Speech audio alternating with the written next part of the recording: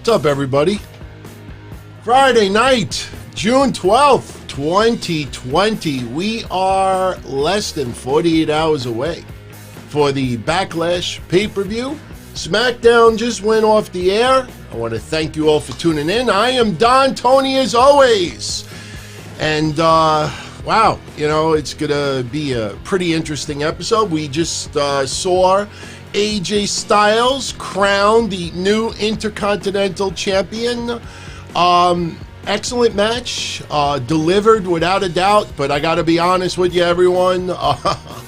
There was one thing that pissed me off about this match. No, nothing to do with Sami Zayn. And by the way, did you see that nice little tribute they did about the Intercontinental Championship? I don't recall seeing Sami Zayn included in that little package. In fact, there were a couple of champions that were omitted in that package if you go back and watch it. But there was one thing that pissed me off about this match. Anyone out there guess what I could possibly come up with? Anybody? Was there anything about that? Okay, One Fall Podcast got it. Was it 4? Yes, it was 4, because I was actually waiting for 5. Especially after Daniel Bryan, you know, towards the end of the match, and AJ Styles hitting that Styles Clash. They put the close-up on AJ Styles' face. They thought, okay, here comes number 5, ready to type it. But then I remembered I don't tweet fuck all that much. 4 commercial breaks. When you realize that every commercial break is 3 to 4 minutes, we had about 15 minutes of commercial breaks mixed in with that match. You know, I'm sorry. You know, this is probably the reason why this match aired on Smackdown and not on Backlash, because if we would have received this match in its entirety with no commercial breaks, Edge and Randy Orton may have a little bit of a problem like Backlash calling them, well, it's not their fault. WWE calling it the greatest wrestling match ever. But I got to tell you, man, not liking the fact that we have such a wonderful match and we have 4 fucking commercial breaks. Not 1, not 2, not 3, 4. 4 commercial breaks. Ruins it for me. You know, the match was excellent, but those commercial breaks just really, just terrible. Absolutely terrible. Anyway, we got some news to get into. Going to get into the Backlash pay-per-view. If anybody finds out during this broadcast that any last-minute matches are added, let me know, because as of right now, I believe we have 7. A lot of people are thinking we might have Cesaro and Nakamura versus New Day because of what happened on SmackDown tonight. Again, the predictable tag team wins non-title, champions lose on SmackDown. That sets up the imminent tag title match, which they don't win. I enjoyed, you know, some people thought it was a little over the top, but I enjoyed New Day's, you know, showing respect and love, Black Lives Matter. And people were going out of their way to point out tonight that the forgotten sons of bitches are once again forgotten sons of bitches. I don't even know what we should get into right away. Oh, Paul Heyman removed from the SmackDown, from the Raw writing team. You know, anybody that follows me on Twitter, @DonTonyD, you know my Twitter account can be quite boring sometimes because I don't tweet about every little thing that perturbs me. I don't tweet. You could actually see the people out there desperate for fucking attention. I'll give you a great example. Howard Stern, all right? Howard Stern somehow talks about Goldust today, all right? He doesn't know nothing about AEW. What mainstream world would know about it this early in the game? It's a brand new promotion. It's what, less than a year old? I mean, it's not like Howard Stern covers wrestling anyway. And they mention AEW. They don't know what it is. He calls it some backyard federation or Robin Givens, whatever the hell her name is. And to me, I was like, he's nothing. You know what I mean? It's just like, pay no attention to this motherfucker. And I loved the internet, the social media world today, on both sides of their mouth. First saying, oh, it's Howard Stern, ignore him, and then they tweet 20 times about it. Seriously. Ignore the fucking shit. Why do I say this about Paul Heyman? Because in November of 2019, way before COVID, it was actually October, but November is when I started tweeting about it. I was bringing to everyone's attention in October of, not for nothing, but are that many people out there that scared to put the onus of the, less than spectacular Raws episodes on Paul Heyman? I mean, yeah, there's a break-in period. He's got to get used to everything. Sometimes when you don't work, I'll give you a good example. With COVID going on, I'm working right now 3 jobs to make money wherever I can. And I started doing some work in my dad's store again, even late at night, filling some catering orders. One thing I haven't done in about 20-something years is cut cold cuts and cut meat and stuff like that, sliced chicken cutlets. So, doing a little of this at night. And, you walk behind there, and you haven't done it in a while. You got to get a little bit of a feel. Maybe you slice yourself a little sandwich, just to make sure you're not slicing things too thin or too thick. And, before you know it, you're right back in the swing of things. So Paul Heyman, of course, you give him a little break-in period. It was June of 2019 that they put him in charge of Raw Creative, June of 2019. July, August, September, October. 4 months last year, the ratings are going down and down and down and down. And then Vince McMahon on the conference call, we're trying to build new stars. Ah. And nobody wants to blame Paul Heyman. Everybody, it's amazing. You'll blame Russo. You'll blame Pritchard. You'll blame Bischoff. You'll blame Big Dick Johnson. But when it comes to Heyman, and I'm one of the biggest supporters of Paul Heyman. Fucking love that guy. I mean, the guy has entertained me for decades and decades and decades. Unfortunately, some people cannot adapt with the times. And in October of last year, I started pointing out not only the record low ratings for Raw, but the websites and the bloggers and the reporters and the podcasters in droves petrified to blame Paul Heyman. God forbid you bastardize, say anything negative about Jesus Christ of pro wrestling, or I'm a Paul Heyman guy. Yeah, I'm a Paul Heyman guy too.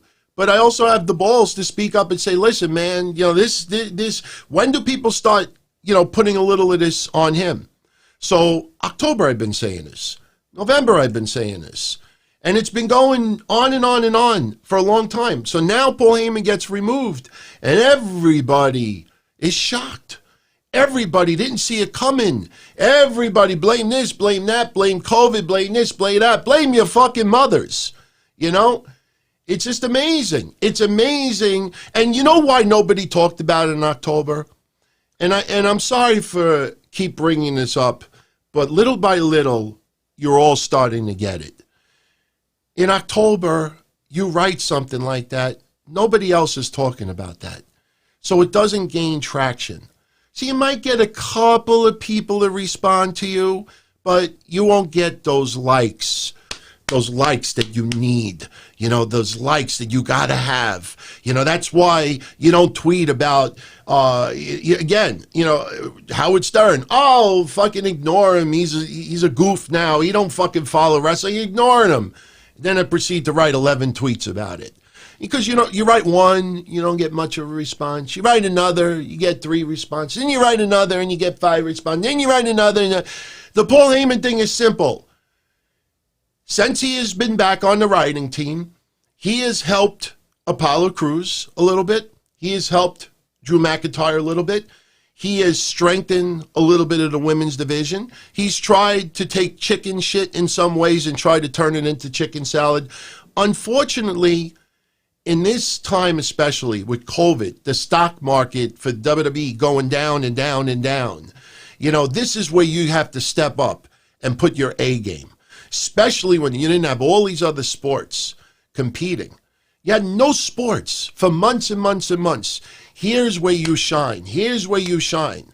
And look, in the beginning of Paul Heyman writing on Raw, one thing that I can't fault him for is when they refuse to have wrestling during commercial breaks. So you have, Gallows and Anderson, they're at ringside, and AJ Styles does a match, and they interfere, and then it goes to a commercial break, and for some reason you come back from commercial break, it's now a 6-man tag, or you have 2 out of 3 falls matches almost every week, and one fall happens in 10 seconds, and then it goes to a commercial break, and that was god-awful. But everybody out there now, why? Because, oh my God, it's such an unbelievable story to talk about. Paul Heyman. Where the fuck were all of you when we had the lowest ratings in the history of Raw last year, before COVID? Where were all of you? Where were all of these fucking bloggers and podcasters? Again, that separates smart, intelligent, good podcasters that do it. And then there's other people that do it simply because they have to feel popular. They have to feel wanted. You take away their website or their podcast, what the fuck do you have? You have Forrest Gumps on social media tweeting about a life that they don't have, that you have no way of proving that it's even real. That's what you got. You got garbage. And Bruce Pritchard, it's funny.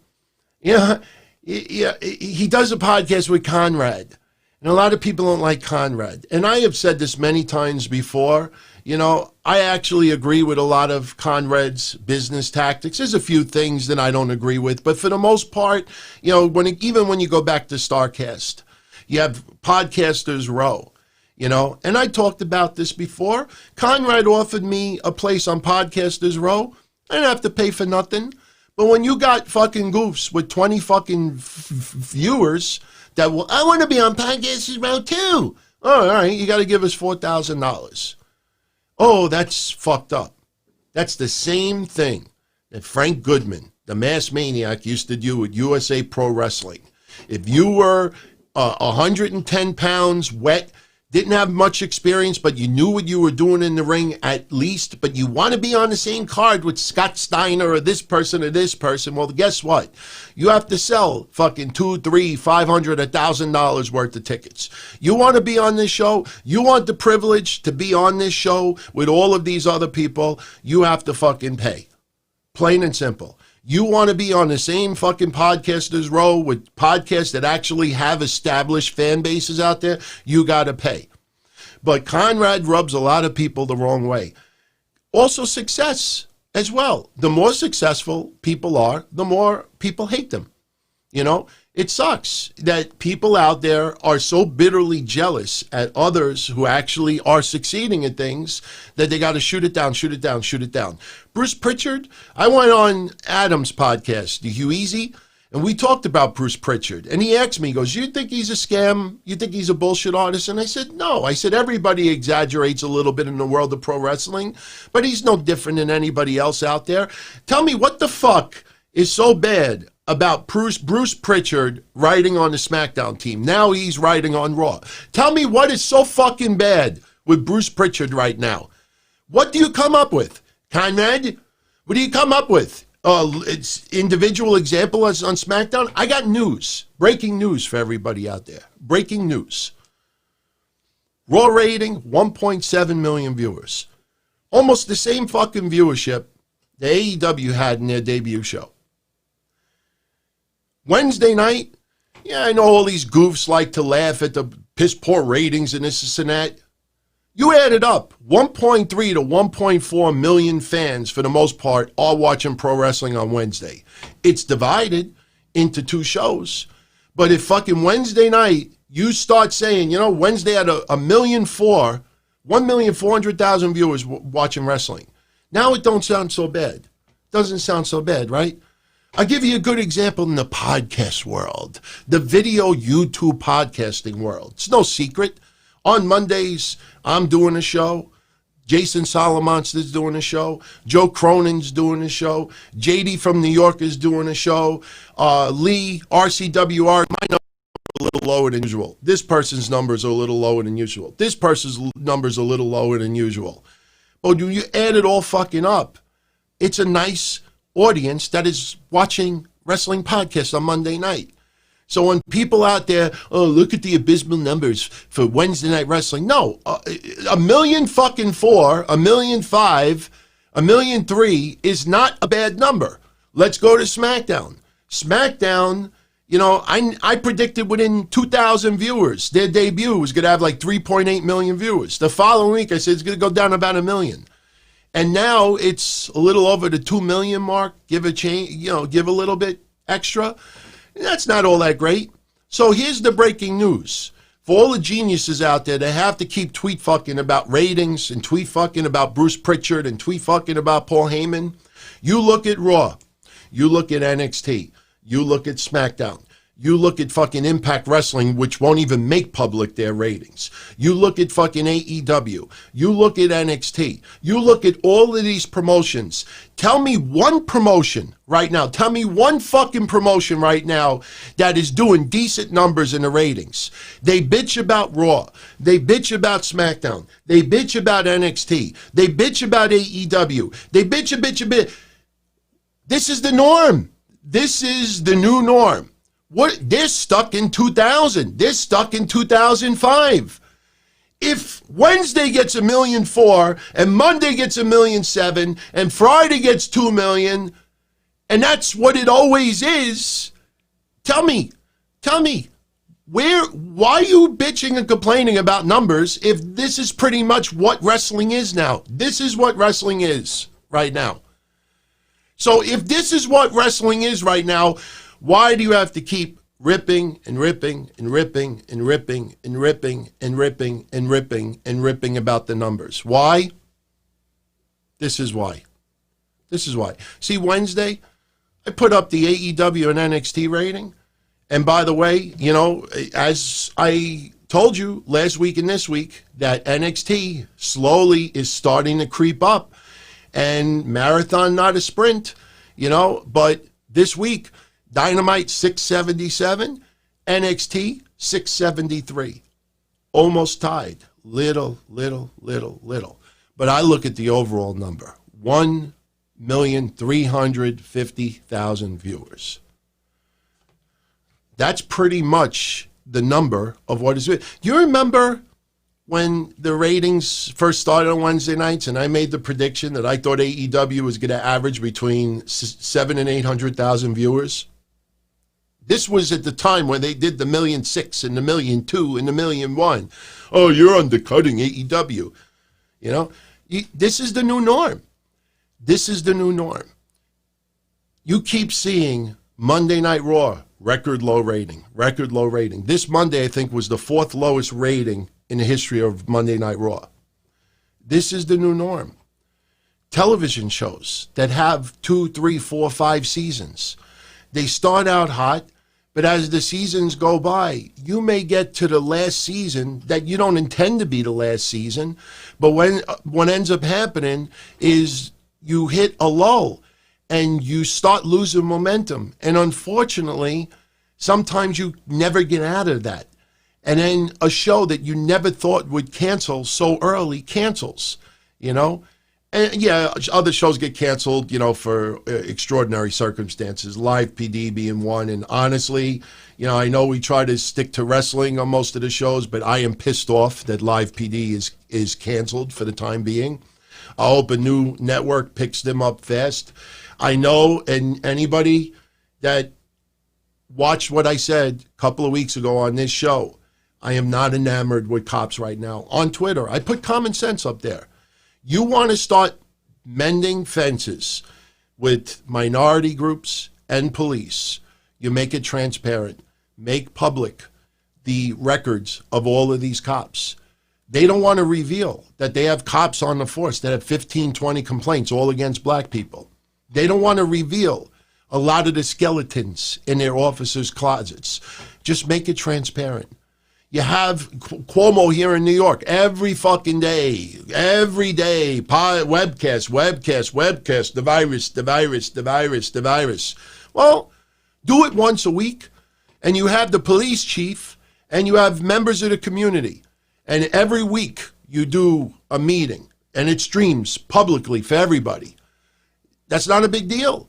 Officers, you ride in two groups of 2, 3, 4, and you see an officer doing something that he shouldn't be, and you just stand there with your dick in your hand, or, there's women too, and you don't do nothing about it, you're accessory. Immediate accessory. No questions asked. Those 3 things cost nothing. But the problem is you got unions, and you have this, and you have that.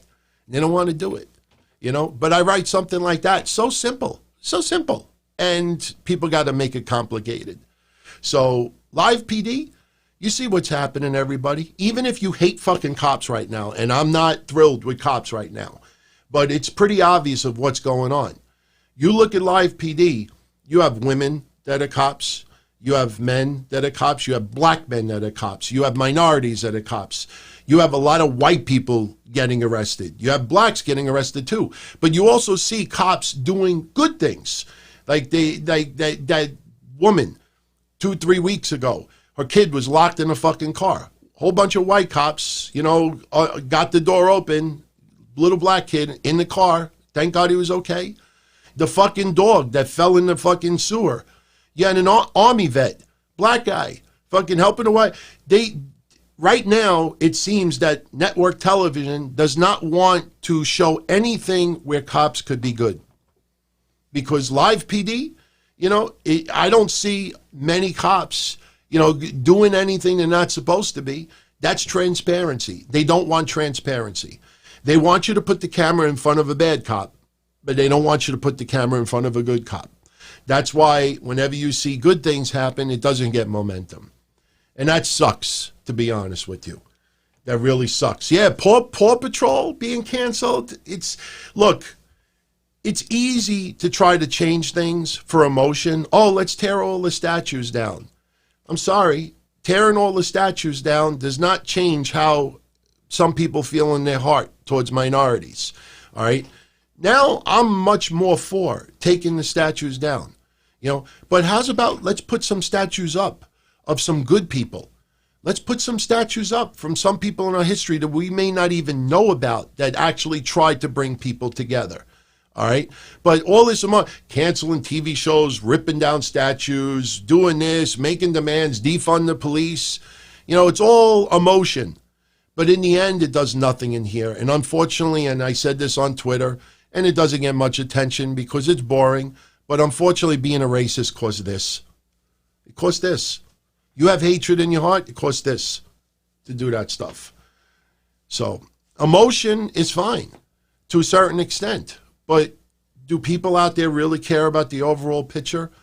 Taking down statues, canceling TV shows, and only showing the bad, but not showing the good.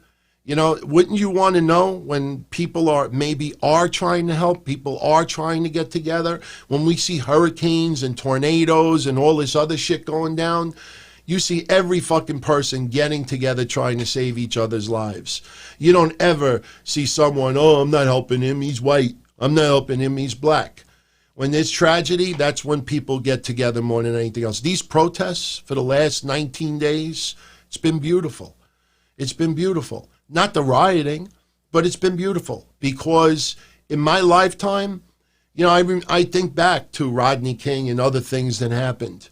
And we saw protests. We've seen protests every decade. This one feels different because not just other countries doing it, but it is so diverse. And, there's so many white people in with these protests also. And I could tell you firsthand, back in the day, a lot of white people would be afraid to march in black protests because they were afraid that they would be labeled, because they were white, that they would be labeled for the actions of others, and they would not feel comfortable. Now it's different. Now everybody feels comfortable, get together for what's right, and that's the difference. That's there. By the way, and we're going to get right back to wrestling, one correction that I have to make from last week. Remember last week I was talking about video being a game changer, and I showed you that guy that was with the bicycle, and he had the helmet and the shades on, and there was 3 teenagers that were just putting up signs, in support of would try to because of what's going on with cops and George Floyd. Well, everybody put up this guy's name by the name of John Damsky. It ends up it was wrong. Now, I immediately went on social media. I went on my website. I went on YouTube, everywhere, and I let everybody know that that person was not the person in the video. It actually ended up being a 60-year-old guy by the name of Anthony Brennan III. He is arrested right now, could face 10 years in prison for each count. He's been charged for 3 counts of second-degree assault. You think about that. He fucking forced pulling the flyers. And I don't want to compare the two, but if you watched Wednesday's show, and I was talking about, the case that's going to trial next month for that guy, Luck Vu, who ran over Matt Travis and killed him. When I got into it on Wednesday, and you realize he might face a month in jail, maybe $1,500 in fines, a couple of points on his license, defensive driver class. And here's a guy that ripped flyers out of 2 girls' hands, which is fucked up anyway, but rips the flyers out of their hands and then pushes with his bicycle, knocking that guy to the floor, and he could face 30 years in jail. Think about that. Ripping flyers out, pushing somebody with your bike, almost facing 30 years in jail. Somebody fucking runs over Matt Travis, slap on the wrist. Slap on the fucking wrist.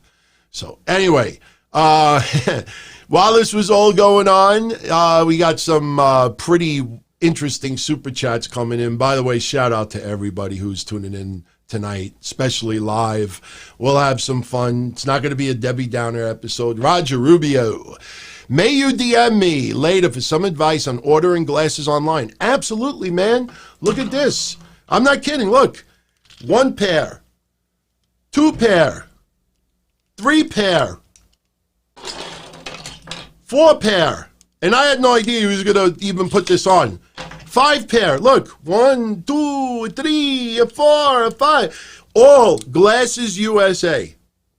Now you're going to ask me, why the fuck do I have 5 pairs here? Well, now let me get this right. This one I use for the shows because I like the way it looks.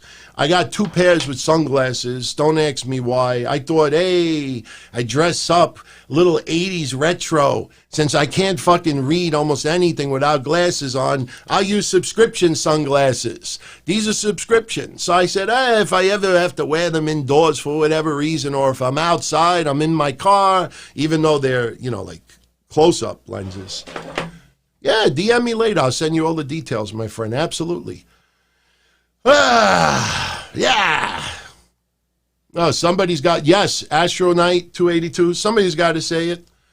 Like I said, the one thing I love about the shows that I do for all of you is, yes, you want to hear mostly wrestling, see mostly wrestling stuff, but we can sprinkle in a little bit of real life here and there and just be straight up, man. That's why that Karrion Kross video, that Hassan AL-Hashmi with the cameo video, did you all see it? Should I play it for everybody out there? The guy has been a fan of my show, Monday show, way before he ever got into pro wrestling. And the one thing, when he talks about the shows, he says, the one thing I love the most is we're real. We say things that may not be popular and other people don't have the balls to say, but we keep it real, whether people like it or not. And, he that's something that always stuck with him. And I noticed that happening with a lot of people out there. So, maybe I'll play the video. Okay, a few people. Daniel, what did he do before wrestling? That's a good question. I never asked him about his personal, before then. That's a good question. That's a good question. Maybe I will ask him. And don't forget, like I said, for everybody out there in Florida right now, late this year, I'm already looking ways to go to Orlando. My parents have property in Marco Island. Orlando's a little bit of a drive, but I've already been talking to my fiance about coming down to Florida, maybe September, October, November, sometime around there. To take in an NXT show, hang out with all of you, finally get to fucking shake Karrion Kross's hand in person. So there's a few reasons to go to Florida. I'm still scared flying, but after all this shit that's been going on the last bunch of months, I don't care. If I die in a fucking plane crash, if it's meant to be, it's meant to be. I'm just figuring out right now, like, who I leave my money to, my life insurance policy, if I die. And you know what? It would be awesome if, Mish could come down as well. I mean, we get a nice little get-together going. That would be fucking awesome, man. By the way, programming note for everybody tuning in, 2 weeks from today, the 26th of June, there will be no show. I'm sorry. Thursday, June 25th until Monday, June 29th, I believe it is, I will be out of New York. Me and my girl are getting out of fucking New York. We were supposed to have our engagement party in April, and it got canceled. We can't have the party until August or September at minimum. So we're going away for 5 days and 2 weeks. Get the fuck out of New York. So I don't want to reveal where we're going yet. But we're definitely going to get out of New York. So 2 weeks from today, no show. Now, I know Breakfast Soup falls in that weekend, so Mish and I will probably do Breakfast Soup maybe like Monday afternoon or Tuesday afternoon. I got to check with his schedule, make sure it's okay. For our patrons, I think Mish is available tomorrow night, Saturday evening. We'll be doing Breakfast Soup. So start sometime between 4 and 7 p.m. I'll see when Mish is available for that. By the way, I know it's getting a little bit boring that I keep bringing this up, but what are we now? We're approaching week 18, Creepy Ali. And I don't mean him personally. I'm talking about the storyline. The truth will be told. The truth will be told. The truth will be told. The fuck happened? What the fuck happened with that storyline? Creepy Ali. This is like, what's that fable, Crying Wolf? The truth will be told. The truth will be told. This is Emma. This is Emma all over again. Even, like I said, unless he comes out with some major scandal, 18 weeks of this garbage. February 14th to now. It is 4 months, March, April, May, June. It's 17 weeks, I believe. And Mish says that's fine. So tomorrow night we are a go. 17 weeks. The truth will be told. God awful. Truth will be told my ass. So, but, and look, later on I'll get into a little bit more with the Paul Heyman stuff and Bruce Pritchard. But the bottom line of what I was saying is, why are people in an outrage about Bruce Pritchard doing Raw?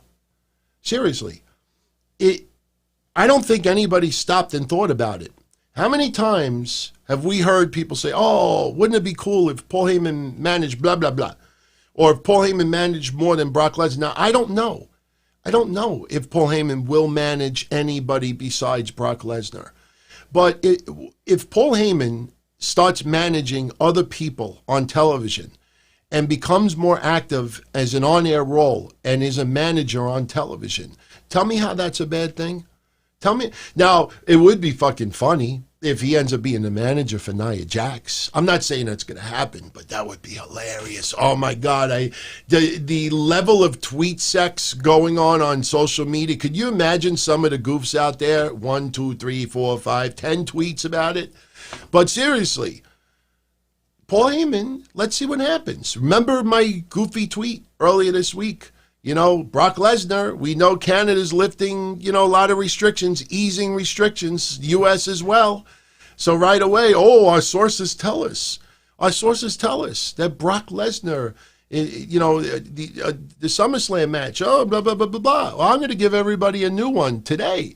Did you hear about, I'm going to warn you, prepare you all, the next goofy news.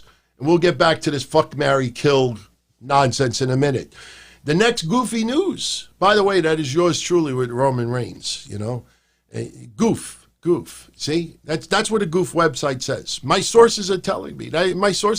Well, I'm preparing everybody right now for the next newest thing that is going to happen. All right, in case you're not aware of it already, Roman Reigns, the discussion of bringing Roman Reigns back to television is going to start happening. Our sources tell us that Vince McMahon keeps in touch with Roman Reigns every week. WWE wants him back. Roman Reigns wants to be back. SummerSlam is definitely on the table if Roman Reigns feels comfortable enough to return. So it is possibly, that Roman Reigns may be coming back this summer. And as I said with the Brock Lesnar story, that is what goofs are going to try to feed you. They got no fucking sources. You see how easy it is to do a quote, my sources tell me, quote, WWE wants Roman back in the worst way. Roman Reigns wants to be back in the worst way. But WWE is not going to pressure him to come back. When he feels comfortable to return, Roman Reigns will be back. But the talks of bringing him back, possibly in the summer, are underway. And then when they make the announcement, see, we were right. You see how easy it is to make up shit, man? Easy as pie. Speaking of returning, he's going to return next week to TV, be on Smackdown. It'll be his debut. Matt Riddle will be wrestling on Smackdown. I know a lot of you out there are immediately thinking, hey, Matt Riddle versus AJ Styles, I kind of feel that. I'm digging it. I think that's a great idea. And it's interesting because you got AJ Styles and Daniel Bryan turning it up. John Morrison, extremely fucking talented. You have other wrestlers like Dolph Ziggler and others that actually wrestle pretty fucking good. You got Cesaro, who could wrestle awesome. You got Nakamura, who's fucking great. You got Drew Gulak, which is an underrated star. You got Matt Riddle. You look at all those names I just mentioned, and meanwhile, none of them were on Raw under the helm of Paul Heyman. Think about that for a minute. AJ Styles, Daniel Bryan, Nakamura, Cesaro, Sami Zayn, Drew Gulak, Dolph Ziggler, Matt Riddle, and I'm leaving names out. And they're all on SmackDown under Bruce Pritchard. Again, to the goofs out there, why do they have their balls in a bunch? Are they just complaining just to get attention? Seriously, look at all the fucking names. They're all on SmackDown. And I didn't even get into New Day and others. The Usos, one's injured. Just look at the number of people on SmackDown. I mean, and you have all cast of characters. You got Otis, Miz, Braun Strowman, which his promo tonight was horrible. I have no problem obliterating some heavy machinery. Fuck you. Seriously. Just goof. But come on, man. They're all under Bruce Pritchard. I don't see Morrison wearing a clown outfit, even though they're doing the swerve stuff, which I have no problem with. I mean, AJ Styles and Daniel Bryan tore it up. And you even have Sami Zayn, which is out right now. Why are people complaining? Seriously. Where were all of you September, October, November, December, January, February, March, April, May, June? Where were all of them? Oh, later on, yes. Later on, I will blow up this balloon just to take the air out of it. I know it's going to be goofy, but I just want to do it anyway. So, anyway, before we go on with some news, let's get... Oh, by the way, did you see behind me now? You see that? We got them side by side now. Now, I don't know if they're going to be perfectly in stereo every time. I actually just set up the other one tonight, but I'm trying to configure it. Yeah, you see, like right now, one is showing the time and one isn't. But I think when the super chat comes in, I think they both light up. So just trying to play around a little bit, add some things. Toon Goon, fuck, marry, kill, Naya Jax, Karma, Bertha Faye. Wow. Well, you know what? I would kill Bertha Faye because Bertha Faye, if she was alive right now, would be way too old. And I don't think I would want to wake up to that every morning. Naya Jax, I'll be honest with you, man. Naya Jax is like a heavy, like when I see some of her outfits wearing black and lace and everything, there's nothing wrong with Nia Jax. Yes, she's a little heavy, but she's an attractive woman. I'm not saying that Karma is not, but if I was forced to, I probably, if it was just a one-night stand, I probably would have the one-night stand with Karma, and I would marry Nia Jax. I know a lot of you out there may say the opposite, but Nia Jax, I don't think she is as bad as people portray it to be. Look, in the ring, sure, a lot of people complain. And, that actually leads to a little news for those that are interested. Naya Jax did a couple of interviews the last couple of days to hype up Backlash, as did Randy Orton, which we'll get into his as well. But Naya Jax, 2 comments she made I thought you would all be interested in. First, she did an interview with Talk Sport. And, this one I thought was ridiculously stupid. Not on her part, but I have not seen a lot of people complaining that she returns from injury and she's getting a title shot. She's been back for a little while now. I mean, these are the same goofs, though, that bitch about that, but Fandango come back as a tag team for the first time in forever, and they're the #1 contenders for the NXT tag titles. There are a lot of wrestlers who come back from injury and immediately get in the title picture. So I don't even think Nia Jax should have acknowledged this. But Nia Jax, in response to that, she said, and I quote, "You say it like being booed and hated, but that could get a little toxic on Twitter. I feel like every person or character who would say, oh, whatever, that doesn't, they say that doesn't bother me, and are kind of lying, because I am working for the approval of an audience. Whether it be hating or loving, I want their reaction. So when you're on Twitter and you see it constantly, it can definitely get to you a little bit. It's like, wow, all I see is negativity. But when I step back and I actually immerse myself into the WWE universe, like when I get to see a crowd and fans, I know it's just a small percentage on Twitter. They have nothing better to do than hate on somebody. The fans in real life are so welcoming, so giving, and so understanding. I have nothing but positive feedback from them, and I'm super grateful for it. I tell you, 2 weeks ago on Wednesday Night Don-O-Mite, which I don't cover Raw or SmackDown, but I didn't want to wait until that Friday to talk about Kairi Sane's injury. I had advertised that I was going to be talking about Nia Jax, the injury to Kairi Sane, but I was going to criticize Nia Jax in a respectful way. You would be shocked at how many people got angry that I was going to be respectful towards Nia Jax. And, I just think that that is a little bit terrible, to be honest with you. Just think, because you're going to criticize someone, but you're going to do it in a respectful way, and people fucking hate that. I think some people get a little bit too over the top. Nia Jax definitely deserves criticism. All right, some things, and I got into it last week, I think Nia Jax sometimes needs to slow down, and if she senses that the other person in the ring she's with is not ready to take a particular move, you don't fucking just say to yourself, fuck it, we got to keep going no matter what. Show must go on. So that was her comment there.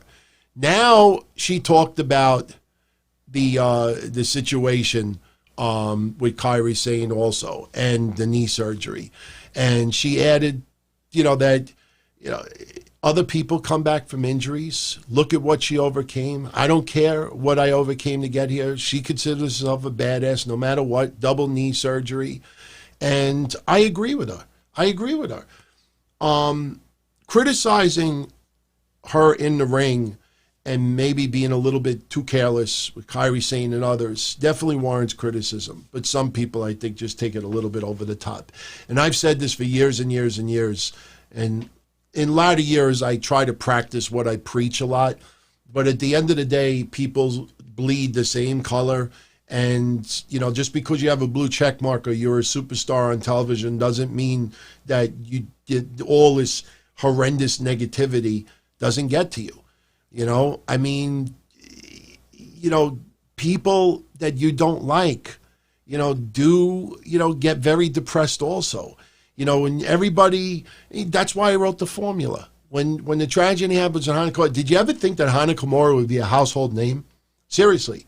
I mean, every single person ended up talking about it. And then for a lot of people, it went in one ear and went out the other.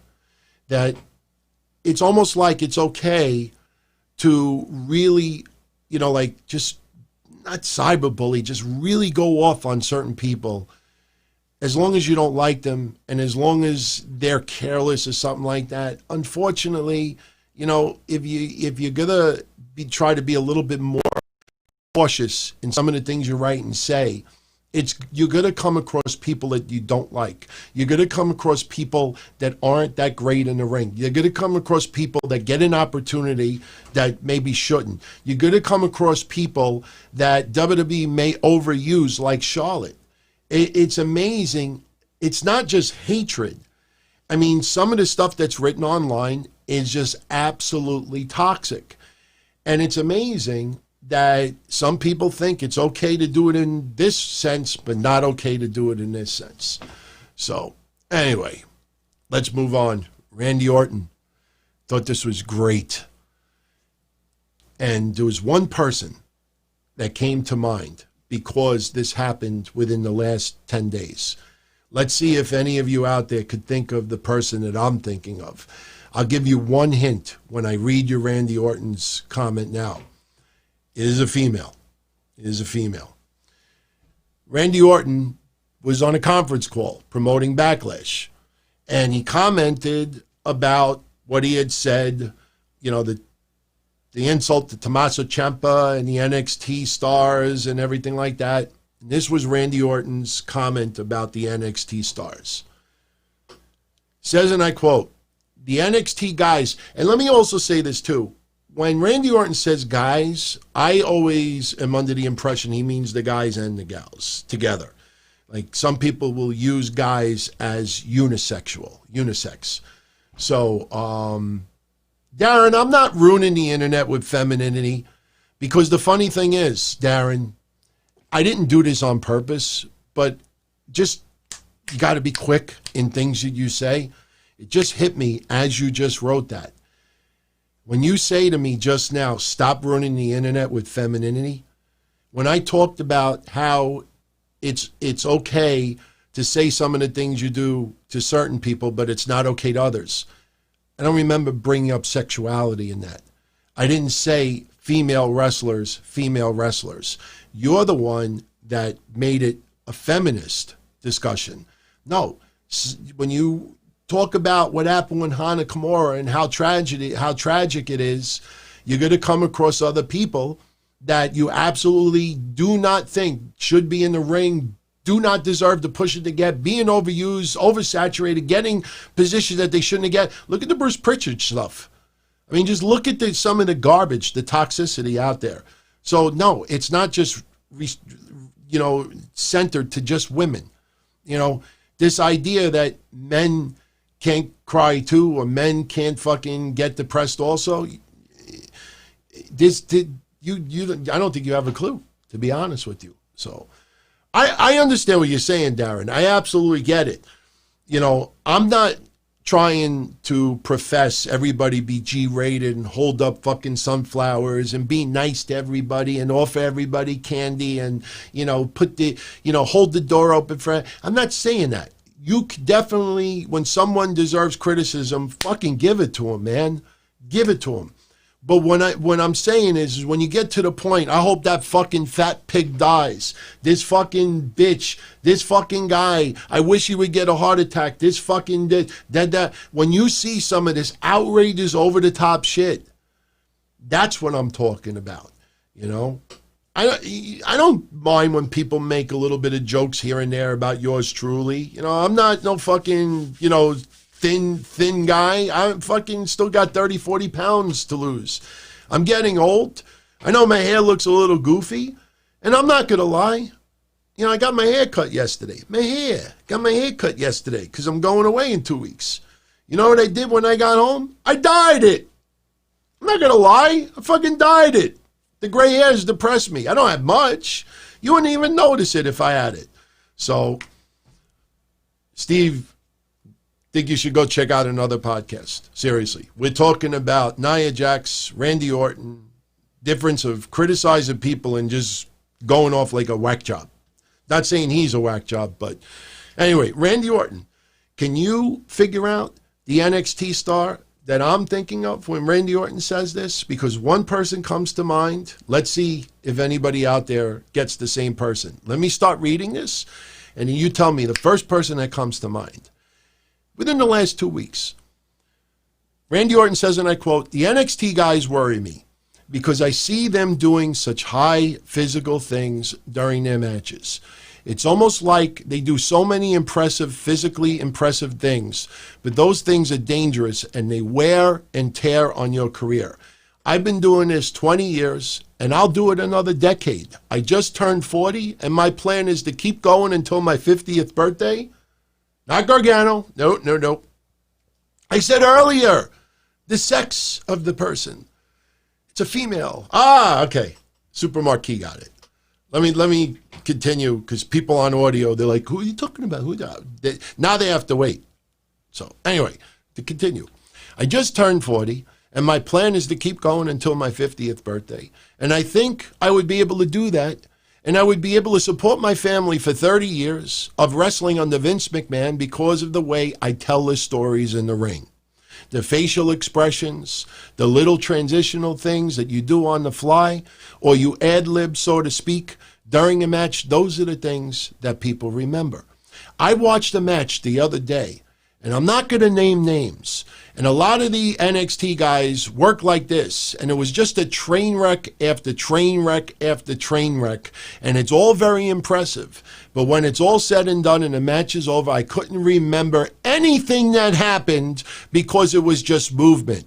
It was just car crashes. And when you see so much of that back-to-back, and you don't see how that affected the talent, meaning that they didn't sell that move, or that wasn't enough of a delay between high spots, or that I was able to see facial expressions and see that, oh, this guy hurts. Oh, he hurt his neck on this spot. Oh, he just tried to pick up the other guy because he couldn't because his neck hurt. Oh, I think he's really hurt. You don't get to invest in these matches because it's just boom, boom, boom, boom, boom, one after the other.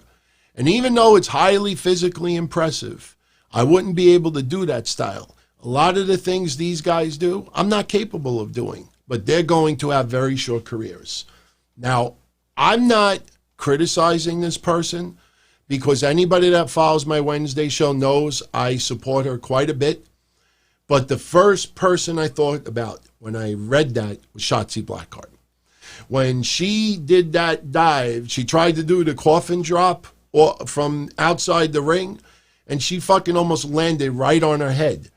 She was like the Asian Darby Allin. She should be Darby Asian. I mean, that's kind of what you should call it that. Because she was reckless like Darby Allin. Doing a coffin drop, almost landing on her head, she looked like the female version of Darby Allin. That's the first. I don't want to see her career fucking cut short because of a neck injury. You see some of these matches, when I do recaps on Wednesday, and I'm not going to sit there and go, tope, suicida, coffin drop, suplex, flip, flip, flip, tope, suicida, coffin drop, flip, flip, flip, flip, flip. No, I want to fucking tell the story. I want to talk about things that I saw in the ring that made me tell us, that told the story. Karrion Kross versus Ciampa, it was a case of Northern Light suplex, domination, working on Ciampa's neck, outside the ring, throwing him back almost neck first into the edge of the ring area, dominant win, blah, blah, blah, blah, blah. Easy, boom, boom, boom, boom, boom. Those are the things you remember. The match that Shotzi was in, you go back and you watch it. Flip, flip, dive, dip, flip, dive. When it's done, how do you recap that? Shotzi did this person did this. That's why I criticize sometimes what I see in AEW. And how many times did you see me, and there's only one reason why I haven't said this much lately. I was saying it's video game rules, all right? And the reason why is because the Young Bucks aren't wrestling all that much on TV. You don't have the Lucha Brothers on TV. You don't have Pac on TV. So the only reason why I haven't mentioned it lately is no, AEW, they've learned, they've changed. No, a lot of the guilty parties are not wrestling right now.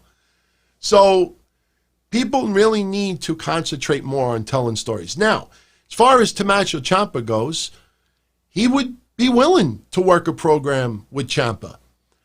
He said, and I quote, whatever Vince tells me to do, whatever my job is in that particular situation, I'm going to do it. If it's working with Tommaso Ciampa, I'd be all for it.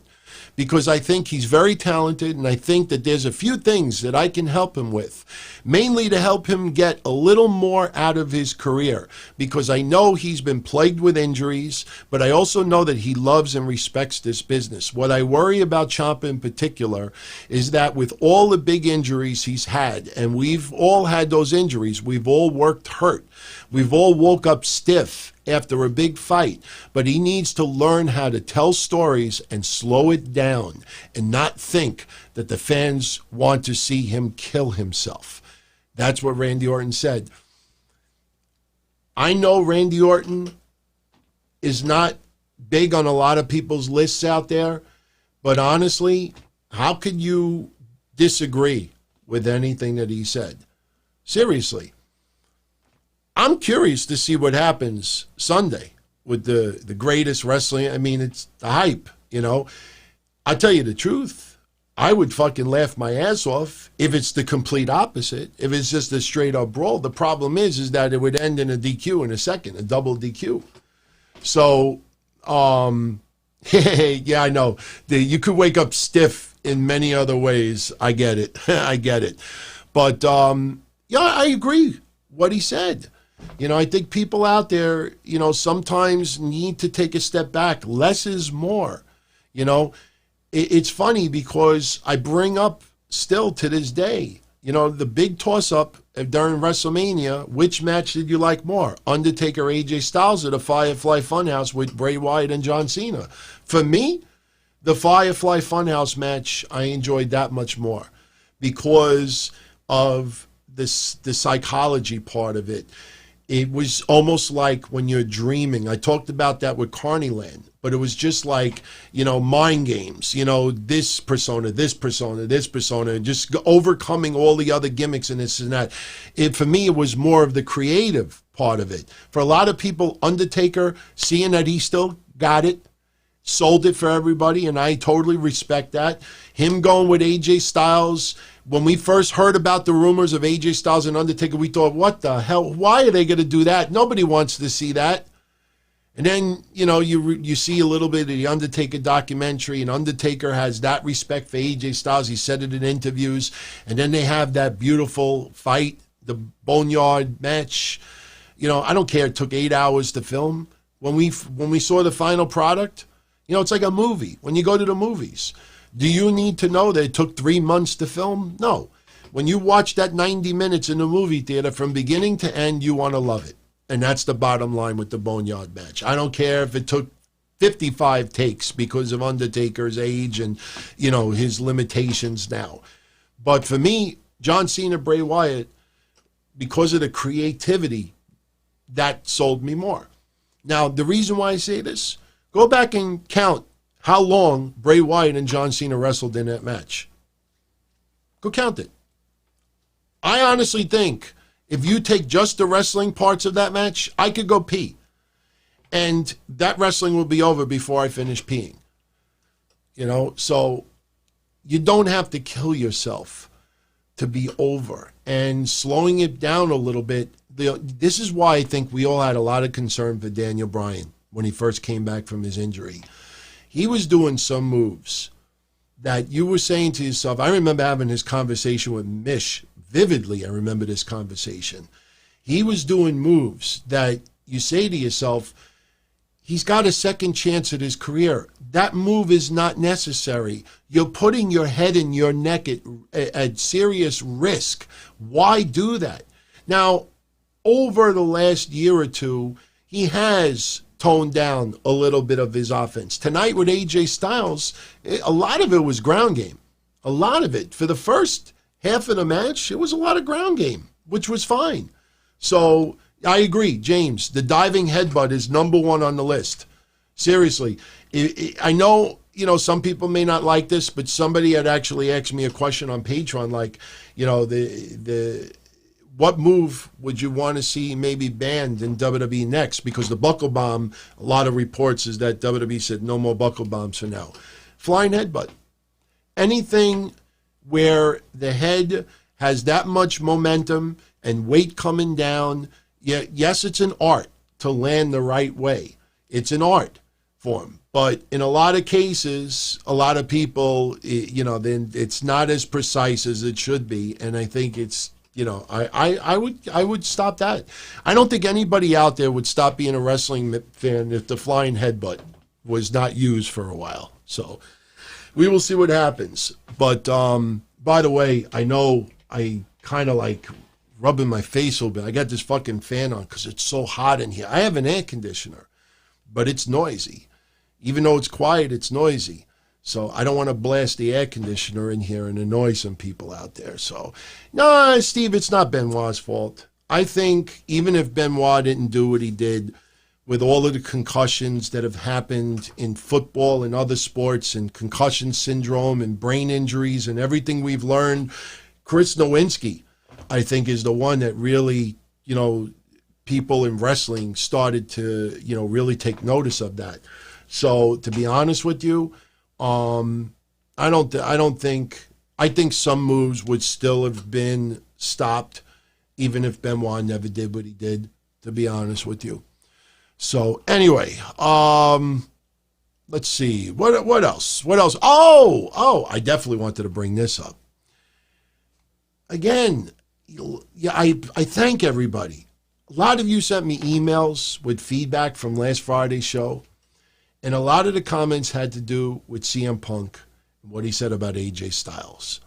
And, even some of the biggest CM Punk fans out there, some people actually took CM Punk's side. I don't want to make it sound like it was just 100% one way.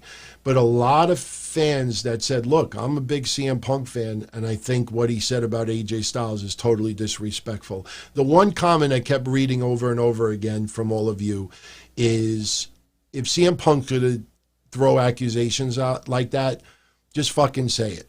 You don't have to beat around the bush and, tease and, if either you put it out there or you don't put it out there at all. So anyway, AJ Styles did an interview this week with the India Times, and India Times brought up what CM Punk said recently towards AJ Styles. Now, if you don't know the story, tune into last week's show, because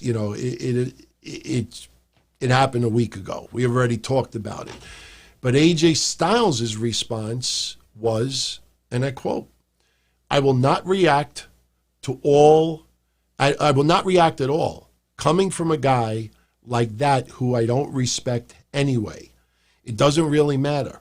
Look, my job as a performer is to perform and get the fans' minds off of the things that are happening throughout the world. I'm not going to react to people saying ridiculous and stupid things. So that was AJ Styles' response about what CM Punk said last week.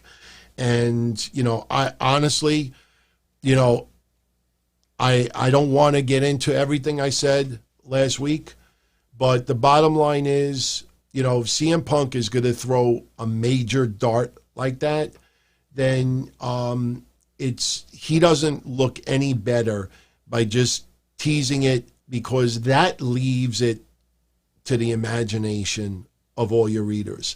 CM Punk doesn't have 5,000 followers, 10,000 followers. He's got, from what I remember, over 1 million. I don't know, I'm still blocked. But he's got over 1 million followers. Every single one of his followers are reading what he's saying. And if you're going to turn around and give me, well, you know what, he doesn't need to answer to anybody, and if it's it, well, then you shouldn't have a social media account with 1 million people. You have to take responsibility of things that you say.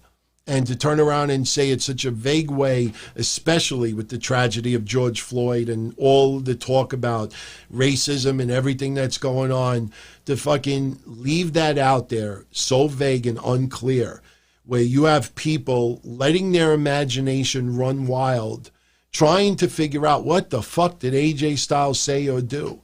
And they're thinking of the worst. And I think that is absolutely disrespectful to the umpteenth power. And honestly, the more I see what's going on with CM Punk, these little things, the thing with Miz, with Saudi Arabia, and the thing with AJ Styles, as much as I would love to see CM Punk make one last run in pro wrestling, on a business standpoint, if I was just looking to get coin and to make a big money payday pay-per-view, maybe WrestleMania, yeah, I would bring him back for a shot. But as far as like an overall contract where you would perform X amount of days a year, I don't think it's worth it, man. I think just his attitude, he just, it's, God bless him that he found the woman of his dreams. God bless him. He entertained me for many years of his wrestling career. He retired at a young age, or semi-retired at a young age, where hopefully he doesn't pay the price for putting his body on the line for all those years. But as just personality-wise, there's a lot to be desired. And honestly, I know we would never see Tony Khan say CM Punk is not welcome in our locker room. And I don't think you should say that unless somebody did something explicitly. That's why I have no problem with, AEW never wanting Hulk Hogan there to make an appearance. They will never forgive Hulk Hogan. You may agree with that. You may disagree with that. That is their right. They are a company.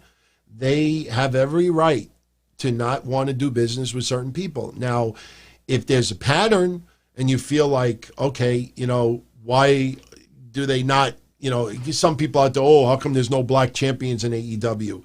It's a brand new fucking company and they're trying to establish, and they're not purposely, avoiding a black champion here, a black champion there. And on the flip side of that, and I keep saying this because I read it tonight also with the Lashley-Drew McIntyre match, there are people out there that actually think that Bobby Lashley may actually win this title because of everything that's going on right now with Black Lives Matter and everything else.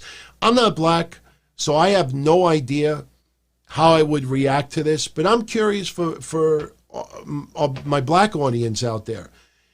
How would you feel if someone was given a belt simply because they're black? My gut reaction is that it's not, it's I don't know if it's that any better. I don't know if it's any better. And I'm not using Kofi Kingston as an example because Kofi Kingston, that was an organic love by the fans. It built, it felt right. He was in the right opportunity. It's a shame that he had to make history because you realize that WWE had such a lack of representation for heavyweight champions throughout the years. But that there's no way anybody's going to say to me the only reason why Kofi got the title is because he's black. No. I don't know how people would react. If you found out that Bobby Lashley was given the title because of what's going on right now in the world, something tells me I think it would piss off a lot of people. I could be wrong. Yeah, John, The Rock is black. That eliminates the lack of representation. The lack of representation. I didn't say none, but the lack of representation over the years. Just my opinion. So, anyway, talk a little bit about Smackdown, get into a couple other news tidbits, and then Backlash pay-per-view predictions. I'll tell you this much right off the bat. Backlash, to me, feels like one of the most predictable pay-per-views in a very long time. Sometimes I actually have to just take a step back and think a little bit before predicting, and I almost immediately, every match, boom, boom, boom, boom. Just things would come into mind right away. And again, if anybody out there finds out, before we do the Backlash predictions, if WWE announces a match tonight, let me know so I can include it. The only match I could think of is possibly Cesaro and Nakamura versus New Day. Maybe I'll just do that prediction later on anyway. But anyway, so SmackDown tonight, not going to get into every little detail about it. It's the overall scope of it. I know this is going to piss off people, but I don't have a problem with Jeff Hardy in this storyline. I said it a couple of weeks ago. I got criticized from a lot of people, and I'm cool with that. You know, if you're respectful towards me, and you think that I'm crazy for having no problem with it, by all means, speak out. I'm fine with that. I can handle it. As long as Jeff Hardy was comfortable in doing this as a storyline, I'm fine, man. Because what I always say, I've said it for a bunch of years now, WWE likes to do public service announcements. You know, short people, fat people, old people, you know, you look at some of the storylines. A lot of it is public service announcements. Some of it is bullying, if you really think about it. This feels like a public service announcement. My name is Jeff Hardy, and I have an alcohol problem.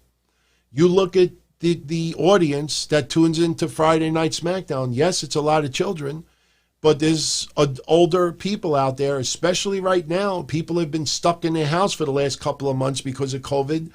There's a lot of issues going on. Some people drinking, some people getting depressed. I'm not saying that suddenly we have a whole bunch of alcoholics watching SmackDown, but this feels like a public service announcement. We know about Jeff Hardy's days abusing substance and alcohol. And the guy goes to meetings every week.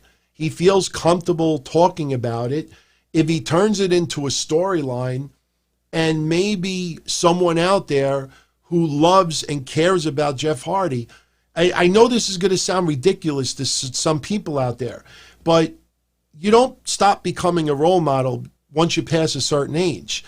I see women in wrestling. I see people who are gay in wrestling. I see all different walks of life in wrestling that are inspirations for others. Karrion Kross. And I bring him up because he's one of the few people that, you know, I've talked to personally. I have a few others, but we keep those friendships private. They don't want their names outed. But, you know, as far as names public, you know, you see the Cross cult out there. There are some people out there who are very inspirational towards fans. And throughout the years, Jeff Hardy has had a very big fan base. And a lot of those teenagers who watched the Hardys 20 years ago are now in their 30s and 40s, and even some in their 50s. So if some of them out there are battling some type of issue, Jeff Hardy might actually be an inspiration to someone out there. I know, you know, again, the storyline you look at it at first glance, it's a little bit tasteless. You know, I don't know where the storyline ends. Throwing the piss in Sheamus's face was funny, you know, basically to open up SmackDown.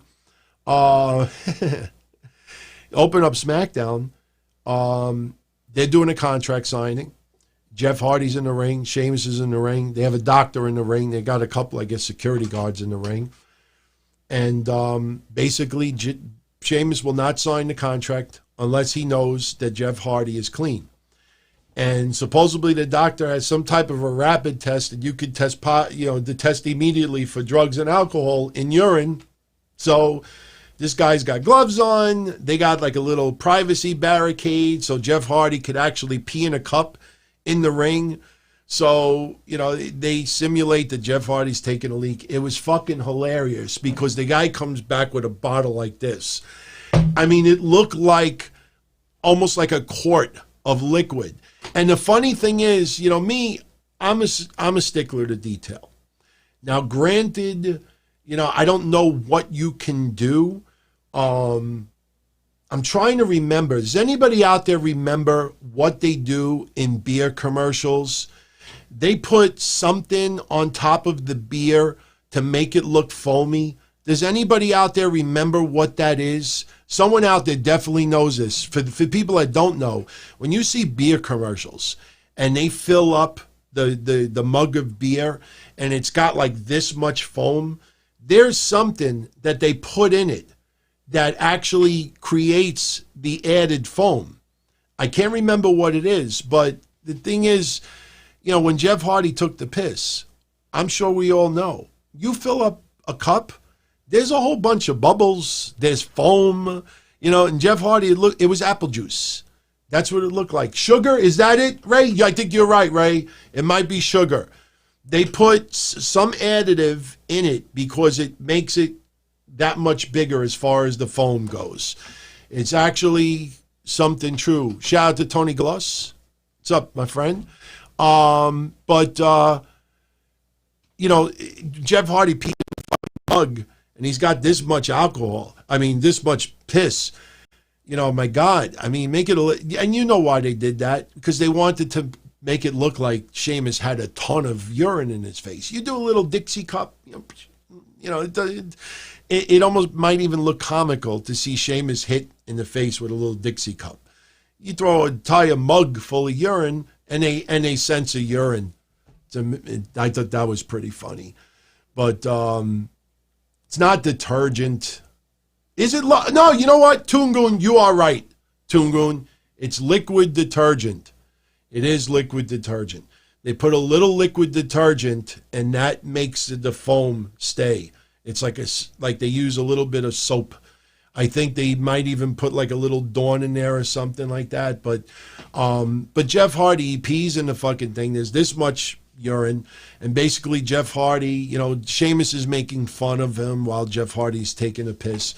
And Jeff Hardy basically is talking about, that his demons are starving, and sometimes to feed those demons, you gotta, be in the presence of a bastard like Sheamus, and he wants to be a beacon of light for others. Again, the public service announcement that I always talk about for years. And, he does the line that we've all heard before, it's better to be pissed off than to be pissed on, throws the urine in Sheamus's face. And Sheamus is all freaking out, and the crowd is chanting, "You got pissed on," and they censored it out. I know a lot of you out there do not like this storyline, real life being put into storyline. I have no problem with it, because I guarantee you that is a little bit of an inspiration for others. What they did with Road Warrior Hawk back then, there was no public service announcement in that. That was just Attitude Era, just shock. That was shock TV. This doesn't feel like, yes, the car accident set up with shock TV, but, the only problem I have with this storyline is what I said last week. Why wasn't Sheamus arrested in storyline for running over Elias? They tried to cover that up today. I don't know if you noticed it. When Sheamus went on the mic and said, "I gave my statement to the officers, and I wasn't in the vehicle." Oh, okay. Everybody believes you then. Who else is pink with fucking red hair and a red mustache? So, yeah, I didn't like the Hawk storyline at all. There was no public service announcement in that. So next we have Cesaro and Nakamura beating Big E and Kofi in a non-title match. This is the same recipe. They did it with the Forgotten Sons of Bitches. They did it when Miz and Morrison were tag champs. They've done it repeatedly. It's almost like one of the duties as a tag team champion. You must lose non-title.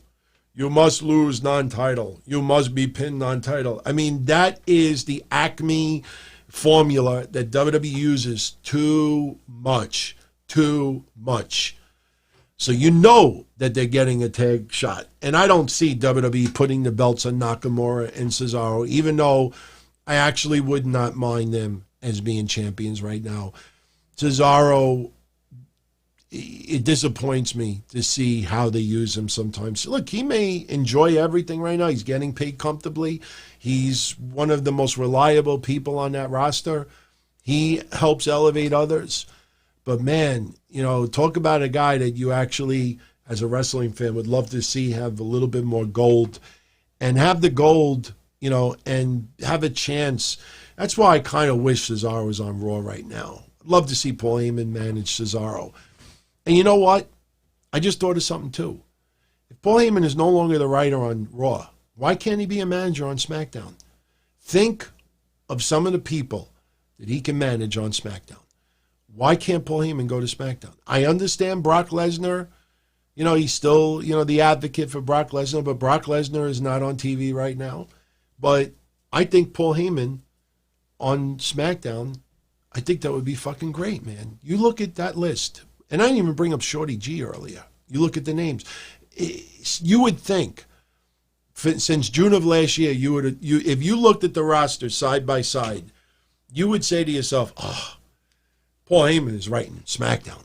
Look, these are all Paul Heyman guys. Amazing. They took all the Paul Heyman guys and they put them on SmackDown. Maybe that's part of Paul Heyman's problem. You know, all the guys that he wanted are all on SmackDown.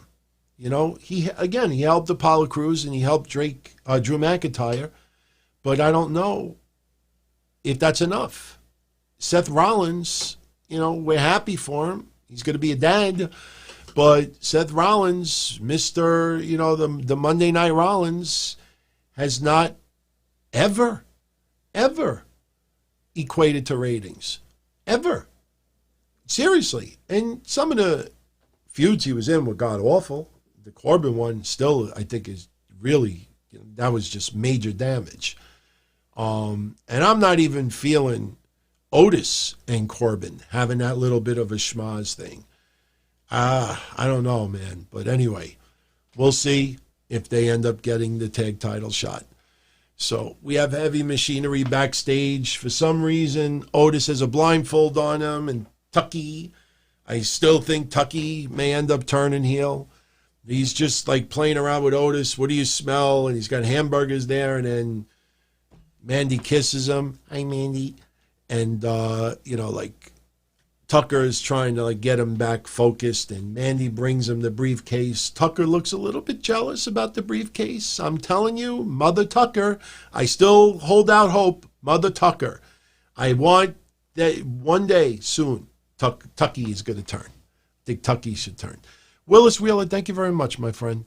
I will publicly thank you again in a couple of minutes, but thank you for that. I appreciate that more than you know. So we now have Daniel Bryan versus AJ Styles, as I talked about earlier. Excellent match. Must have went good 35 minutes, maybe even a little more. But once again, 4 commercial breaks. Add it up. It is really hard, you know, to get invested. I compare it to sex. Seriously, as ridiculously stupid as that sounds, I compare it to sex. I'm not going to be a goof like Mike Johnson and then run the risk of being on, you know, castrate the marks. But I say it like this. You know, when you're having sex with someone, you know, or making love with someone, because there is a difference. By the way, did you see that study that came out that from 2000 to 2018, like younger men are dramatically having less sex than before? And I wrote earlier that's because they are too busy tweet fucking instead of trying to actually fuck, if you think about it. But think of it like sex or making love. You're getting into it, and 3 minutes in, the fucking phone rings.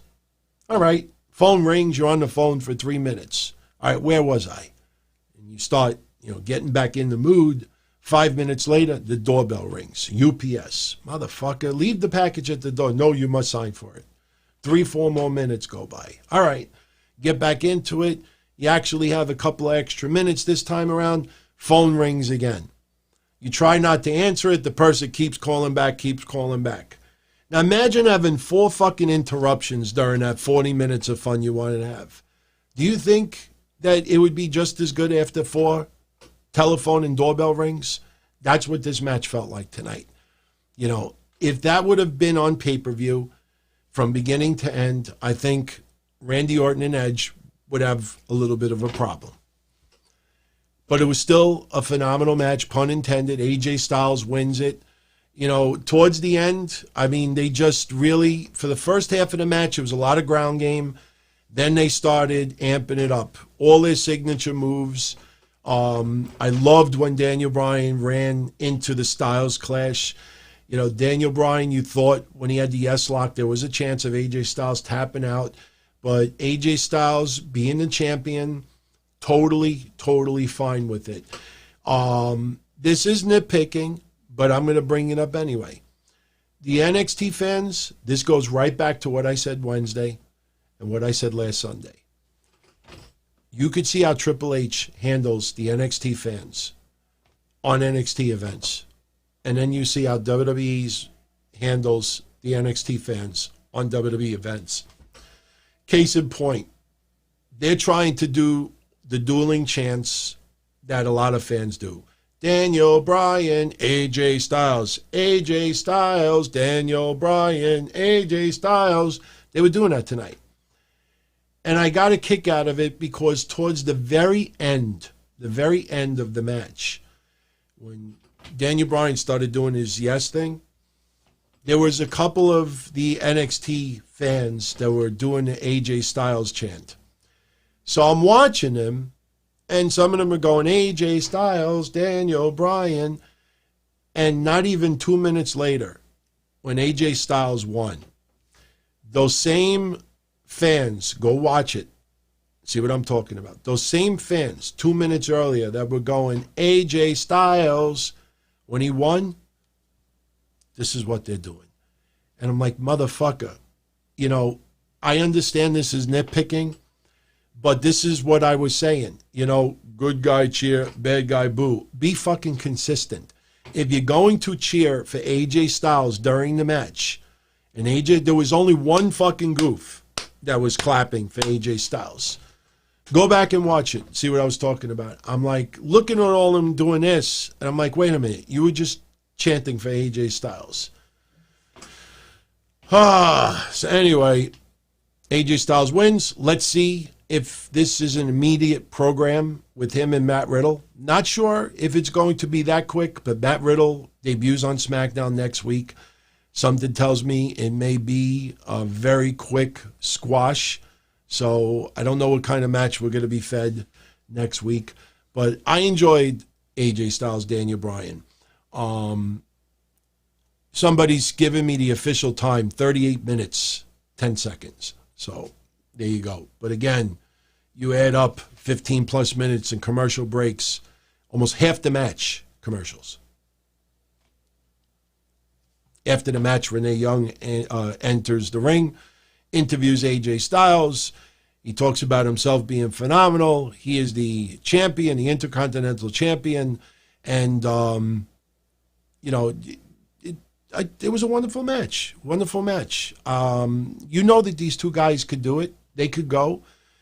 But, again, Backlash is only 2 days away. Less than 48 hours. I think Edge and Randy Orton will not disappoint. That match is already recorded. It's already in the books. They know what they got. So I don't know if these extra commercial breaks were deliberate to maybe break up the monotony of how great this wrestling match was. But we'll see. We'll see in 48 hours. So everyone, if you're enjoying the episode, I appreciate if you give it a thumbs up, because then the more thumbs up, I guess it gives a recommendation for others out there that might want to check out a wrestling podcast. If you want to subscribe. I don't know. I think only this one is doing it right now. So, oh no, it's that one. Yeah. I got to see if I could get them to, be synced perfectly. Maybe it's better to have them a little bit mixed up. So, no, I think there was 4 commercial breaks, Tungoon. I don't think there was 5. There was at least 4. I remember counting, and I remember thinking we were going to get the 5th. And then I was going to actually write online. But thank you. No name required, and everybody else who already subscribed. So next we had the Braun Strowman god-awful promo. You know, again, this is, you know, it felt like it was intended for kiddies. You know, he knows the deal, and he's not into it tonight, and he doesn't want nothing to do with the Otis thing, with the briefcase, and he's already done it with Otis, and you know he has no problem obliterating. I have no problem obliterating some heavy machinery. I think that's what he said. It just felt goofy, way too goofy. They did a little celebration for Bayley and Sasha Banks, balloons at ringside. They come out to celebrate. They actually trolled Michael Cole a little bit, gave him glasses. I don't know if he was resistant because of COVID, but he puts the glasses on. He thinks he's going to take a selfie with Bayley and Sasha Banks, and they troll him. They block his view. But basically, this was just a celebration to set up Alexa Bliss and Nikki Cross, to set up the Iconics, to try to give a little bit of friction, a little bit of enticing for Sunday's pay-per-view.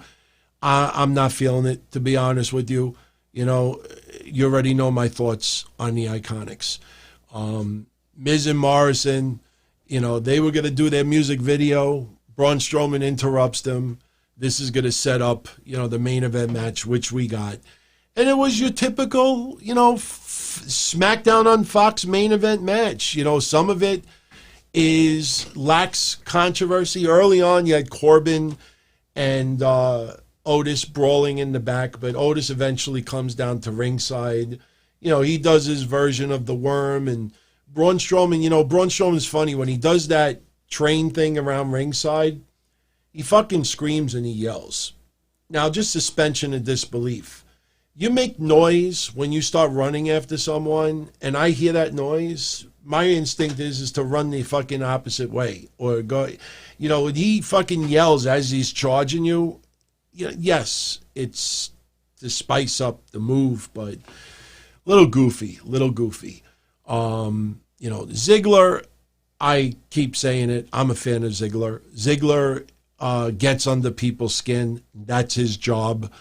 You know, if you've noticed, you know, they've had Sonya Deville a little bit with Lacey Evans, and they're trying, I think, to break a little bit away from they'll go back to Mandy Rose, Sonya Deville. They'll keep going back to that, keep trying to keep that around because, you know, they have a good dynamic with each other.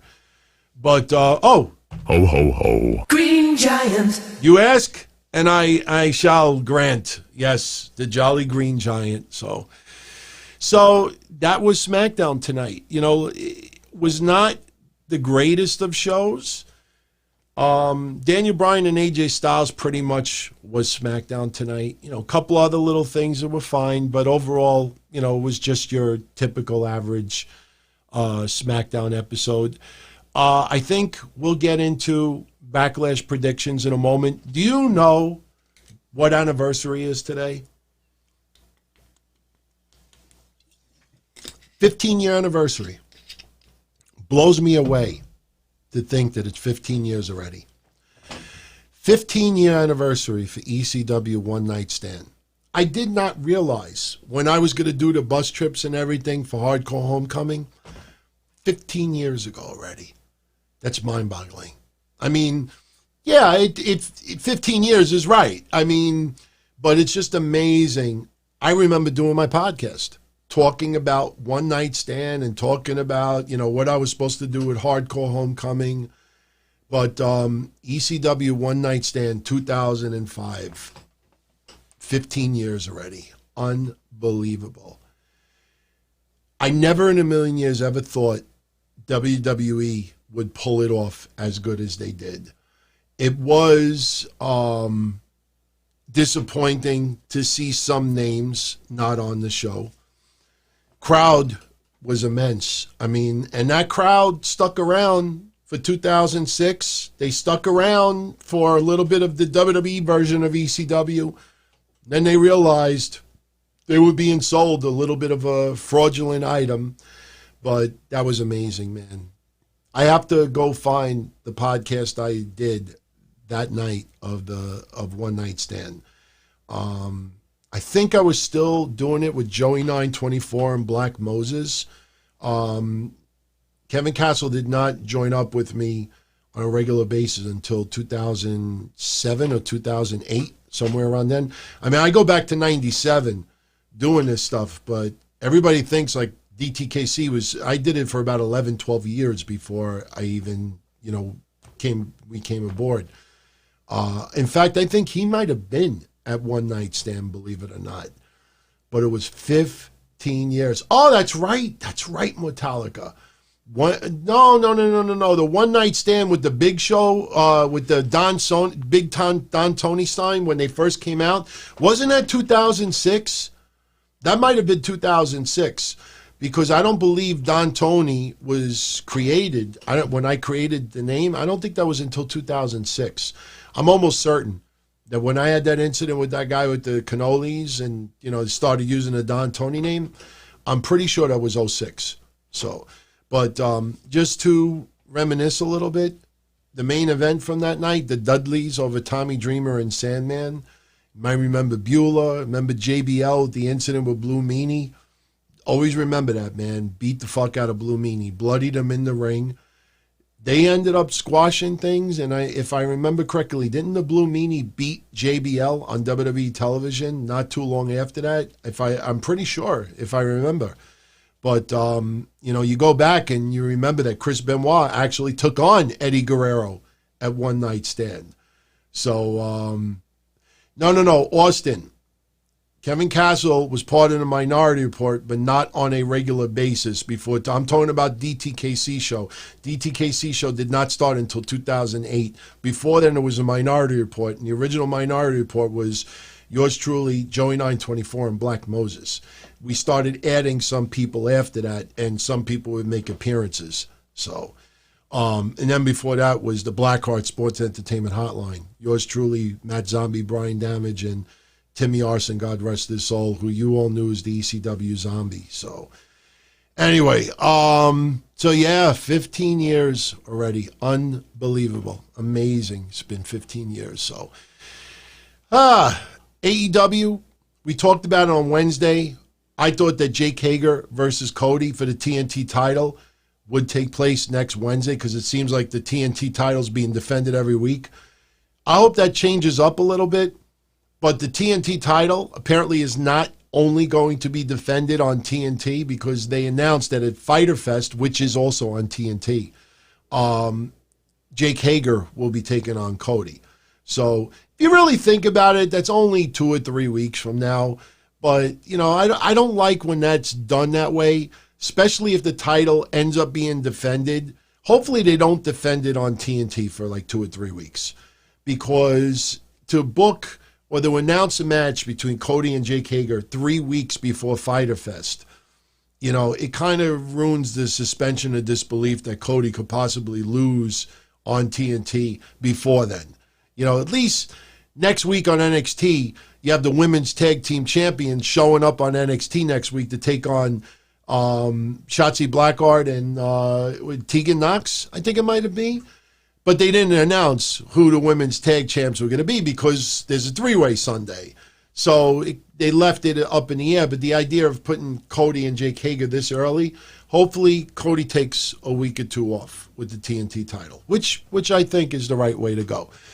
So, so that I just wanted to mention. Now, let's talk about Backlash a little bit, and we'll get into some super chats as well. I got everybody's super. We'll definitely, I'll get into some super chats in a couple of minutes. So let's talk about Backlash first. Again, I look at it, seems like one of the most predictable pay-per-views. I hope I'm wrong.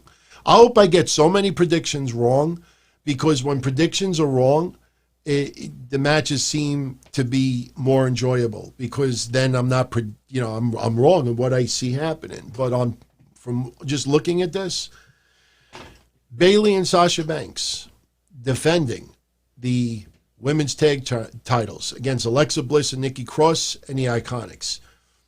You already know my thoughts on the Iconics. Billie Kay, just terrible. I don't see Sasha and Bayley getting these titles as a way to pass them to the Iconics because the Iconics could have easily beaten Nikki Cross and Alexa Bliss. I know that match would have been abysmal because we kind of saw that already on television. It was not all that great. And I am being nice, Darren. You could criticize without saying this ugly fat bit. I think Bayley and Sasha Banks retains easily.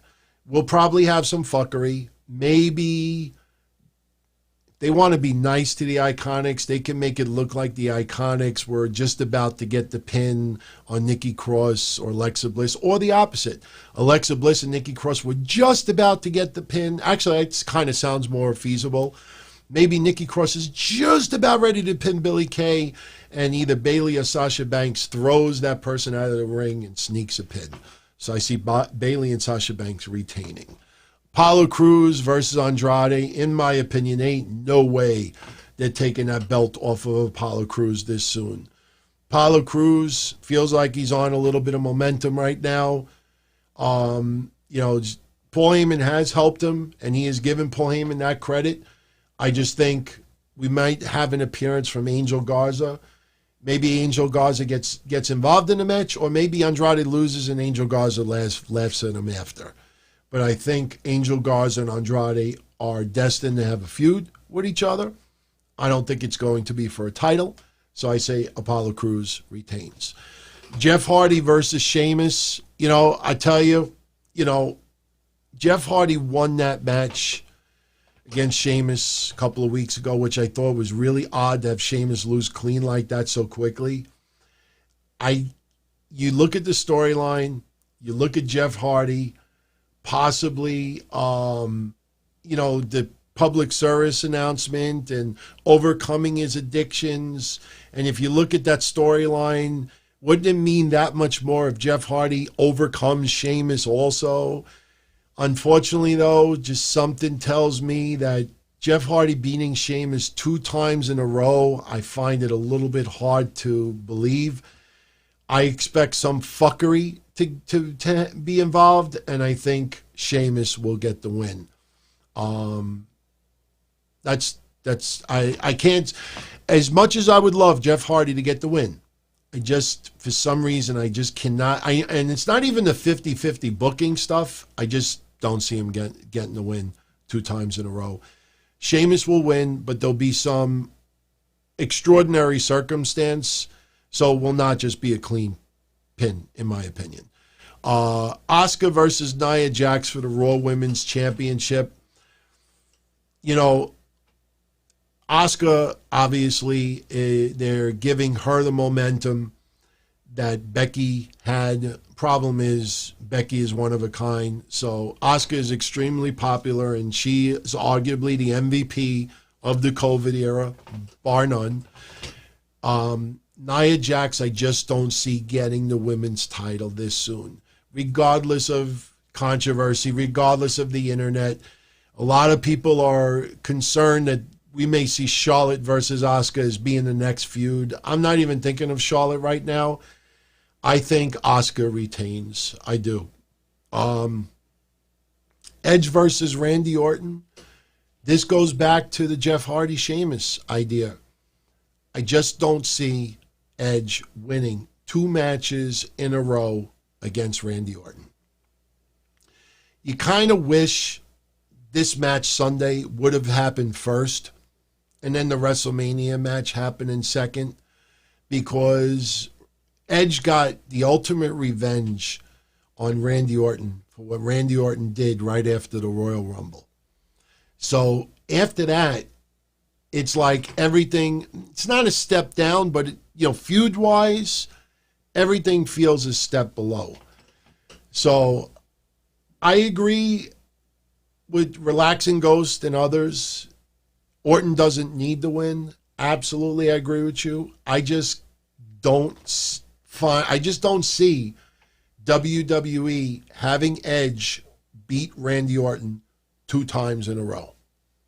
I just don't see it. So I'm going to go with Randy Orton to win. I think Randy Orton he won't cheat, or maybe he'll put his feet on the ropes. So it'll be maybe a little bit of a cheap win, but I think Randy Orton will outsmart Edge and get the win. Just a hunch. Braun Strowman against Miz and Morrison, handicap match for the Universal title. There ain't no way Miz and Morrison are going to be co-champions. Even though the comedy fodder would be outstanding, I don't see it happening. Braun Strowman is winning this easily. There's probably going to be a lot of comedy involved in this match anyway. You'll probably have Miz and Morrison trying to run away and this and that. I say Braun Strowman wins. Not even a question. Be interesting to see if someone makes a return. I'm not saying Roman Reigns, but there's a little bit of rumblings of somebody may show up either Backlash or later this week. I'm not going to throw names out there because I'm not going to be like these goofs and But there's some names being thrown around as far as who Braun Strowman could be.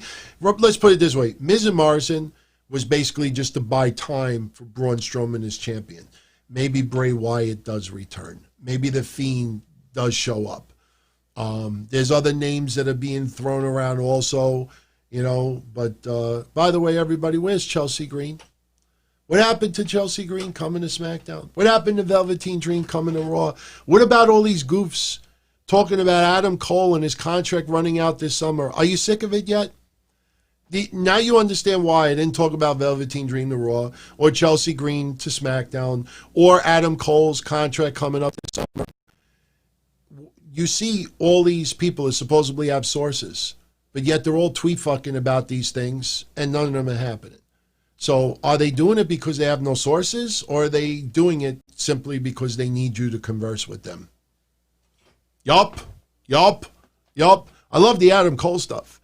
For 2.5 weeks, I have people sending me questions. You going to talk about the Adam Cole situation? You going to talk about Adam Cole? You talking about this? Are you going to talk about this? Are you talking about he's going to drop it to Karrion Kross so he could go to AEW? You going to talk about this? And I'm looking at all these goofs writing about Adam Cole, his contract is up later this year. And I'm just sitting there laughing. I'm like, no, it's not.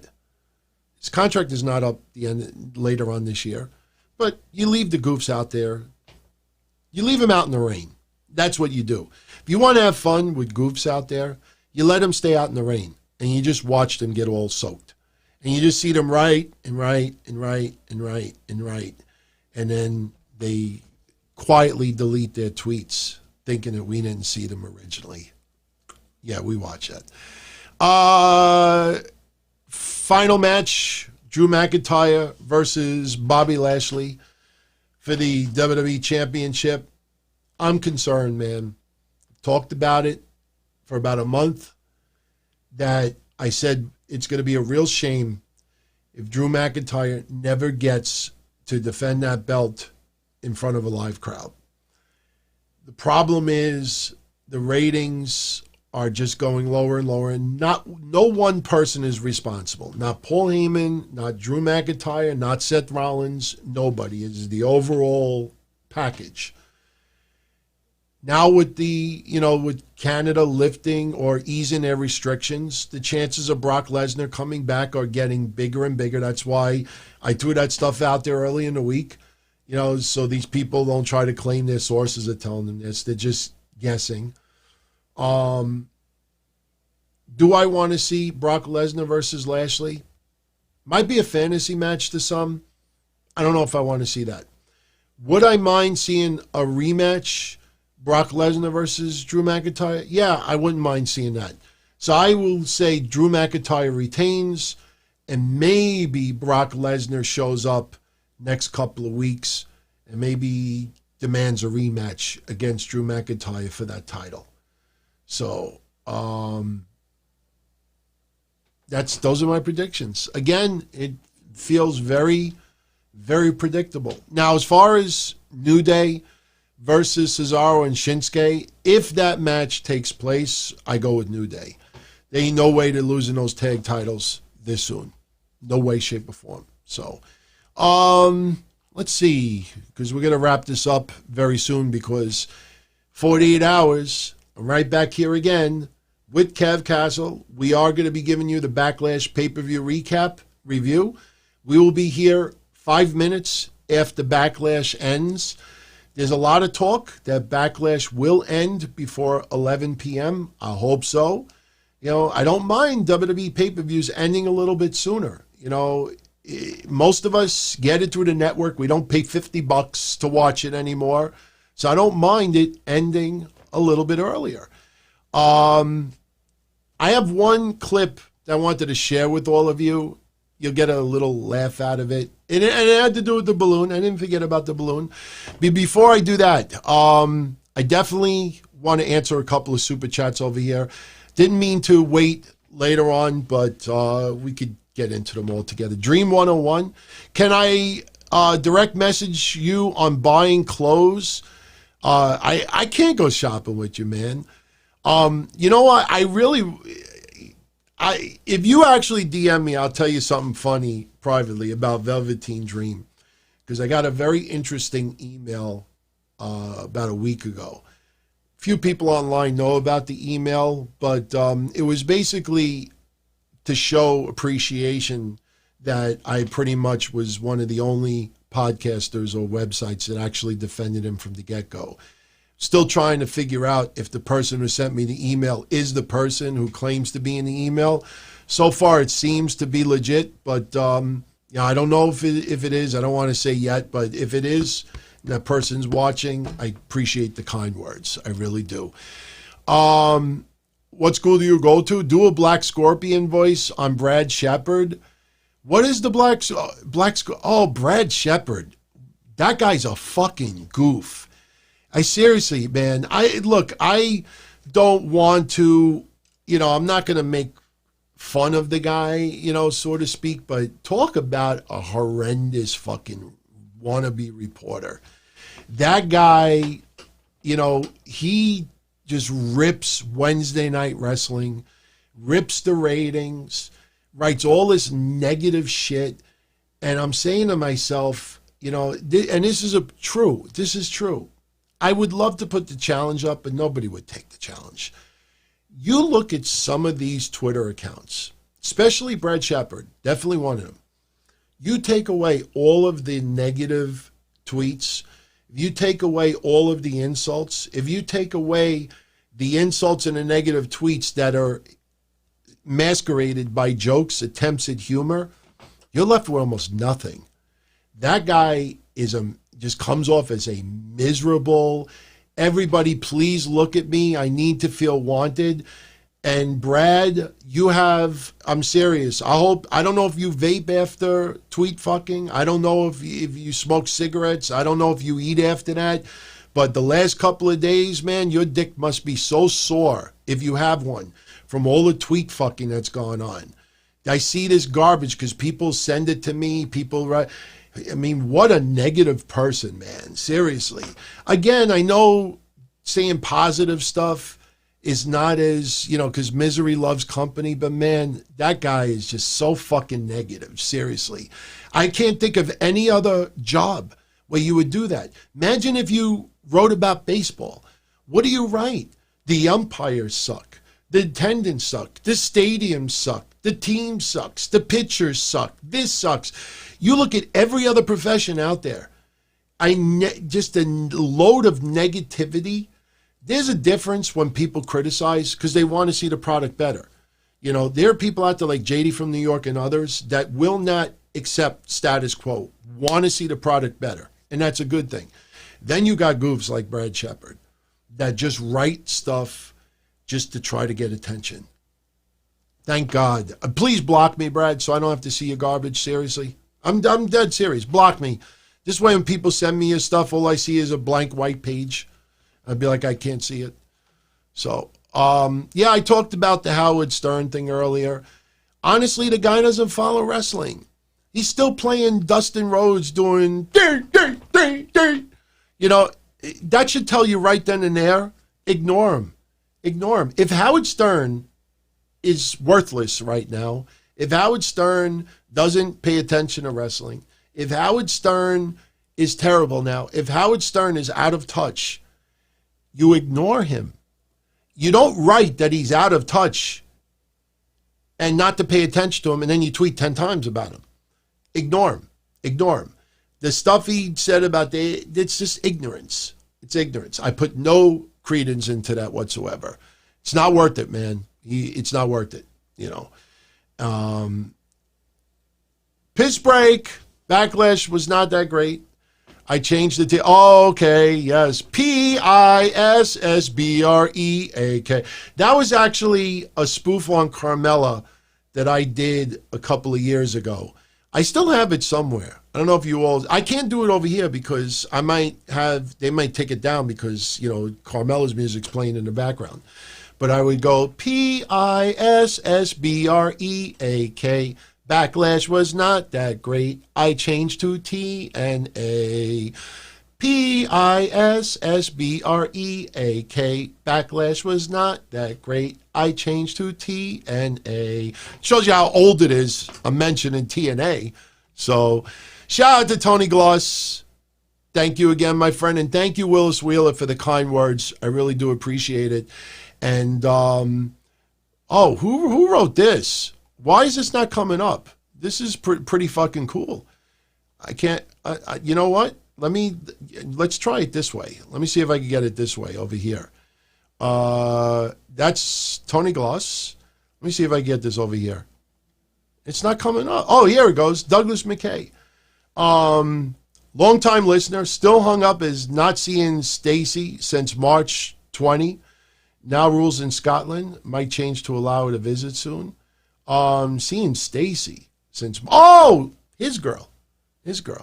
So, yeah, man, look, I know in the United States, there's a lot of states right now that have an uptick with positive cases for COVID. There's a simple reason why. And it's not, don't blame it just on protests that have been going on. There have been states, and don't be confused with this, because in New York, they're trying to play the control game again. Our numbers are good still.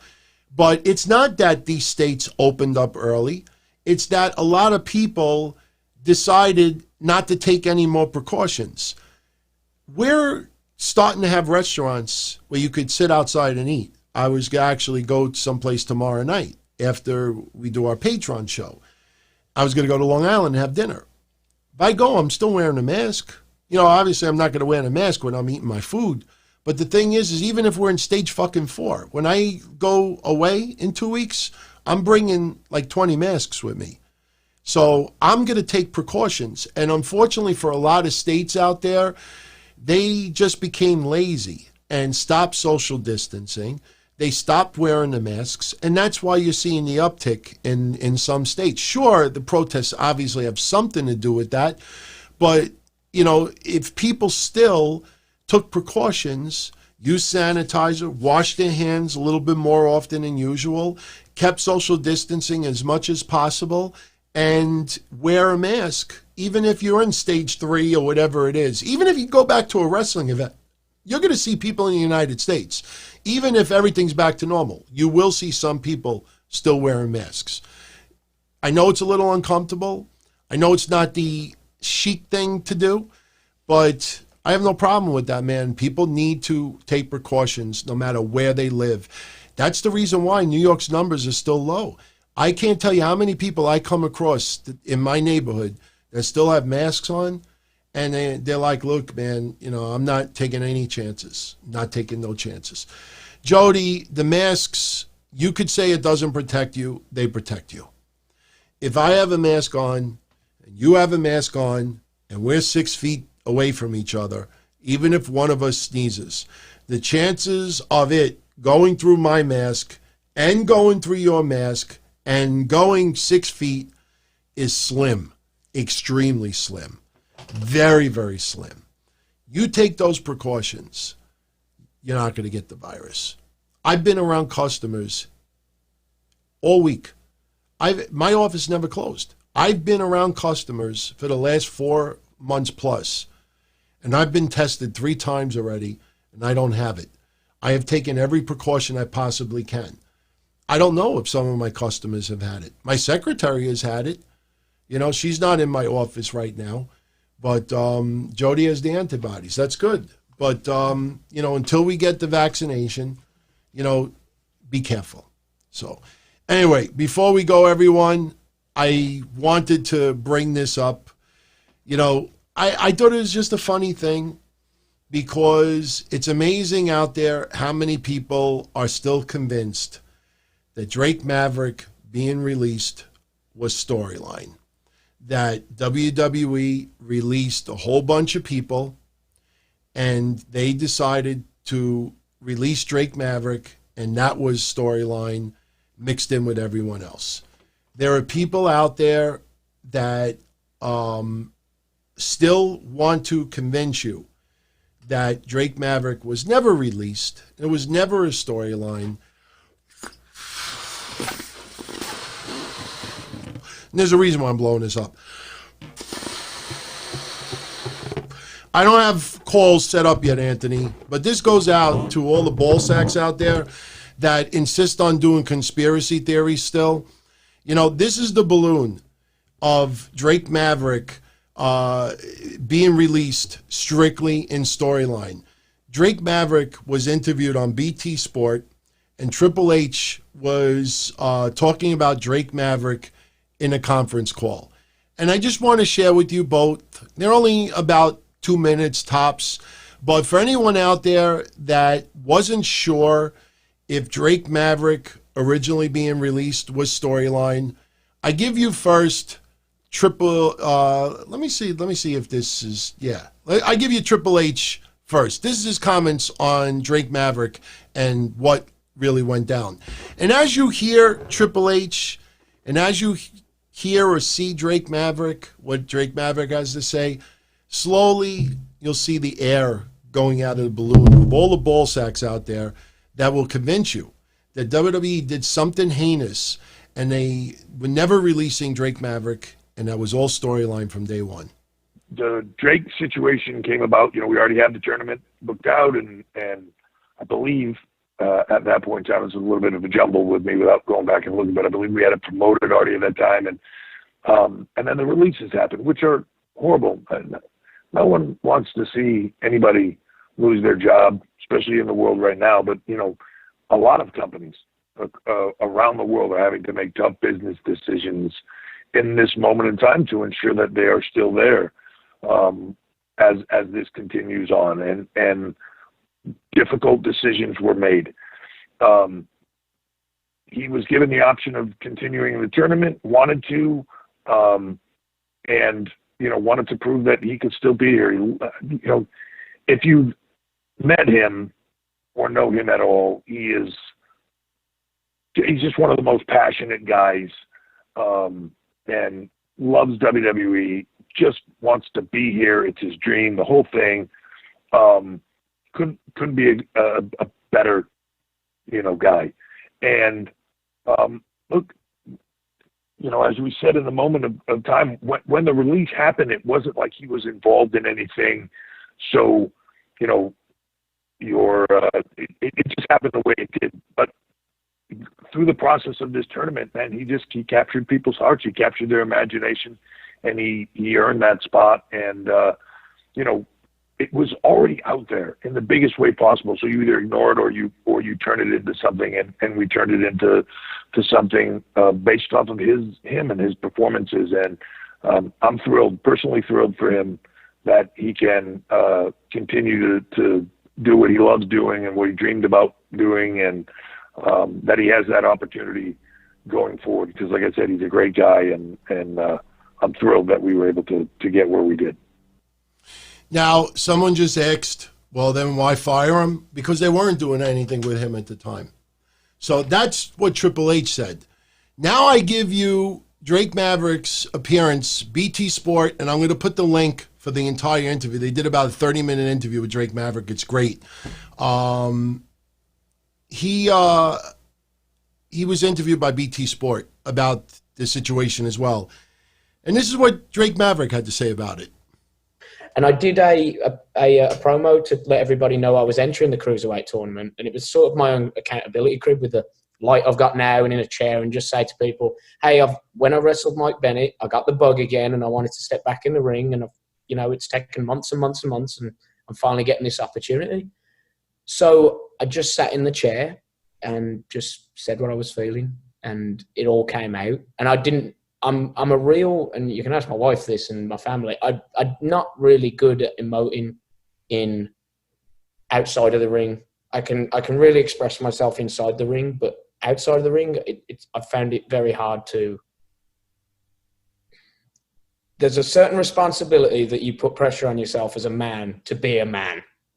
And that includes many things, like you have to be tough and you have to not let things affect you emotionally or anything like that. And I went through a long time of that, and it took a lot to bring that out of me. And I just was like, you know what, for the first time, I'm going to not be a character.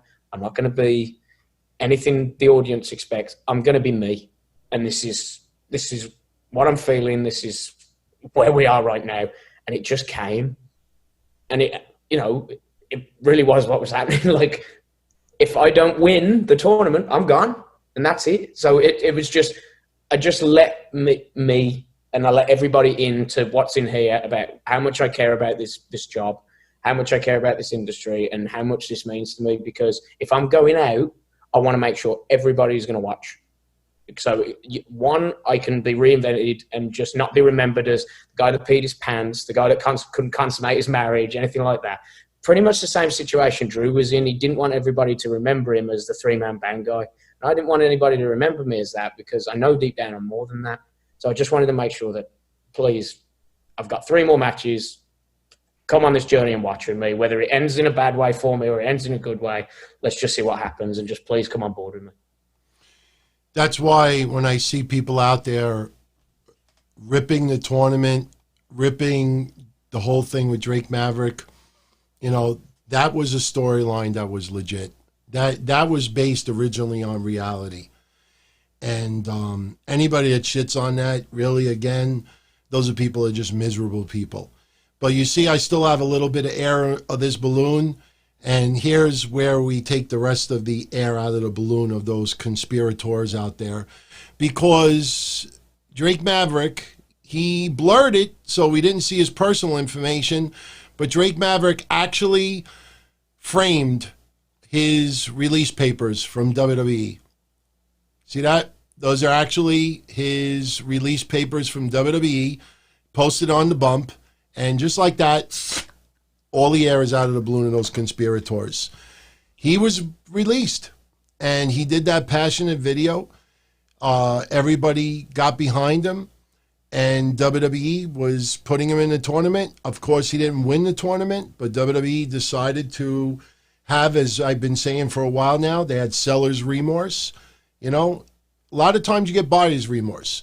You buy something, then after you have it for a little while, you're like, what the hell did I spend this money on? That's buyer's remorse. In the case of WWE, they had seller's remorse. They let him go.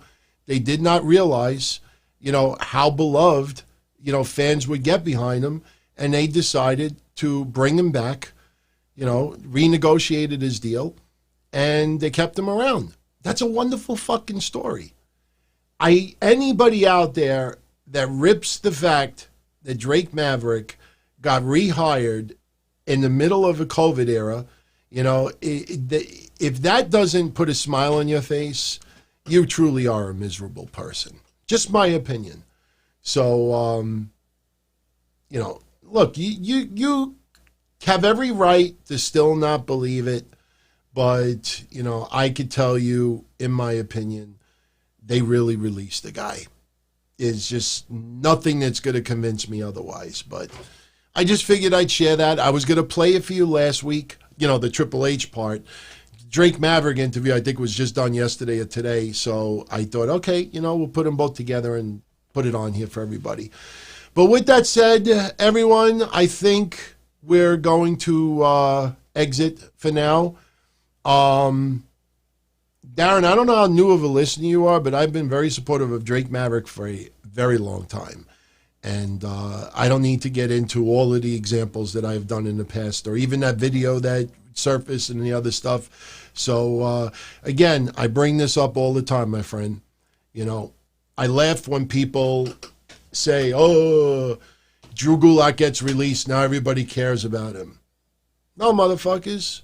I've been talking about Drew Gulak, and a lot of my friends over here that are watching this right now have talked about Drew Gulak. He ain't the number one person on the list, but we appreciate his talent, and we thought it was fucked up that he was going to go. The problem is, everyone, and you know this already, there's a lot of podcasters out there that will only focus on the cosmetic names, because those are the most obvious, the household names. Those gives them the most attention, the most conversation, the most tweet fucking, the most chatter, the most just reaction.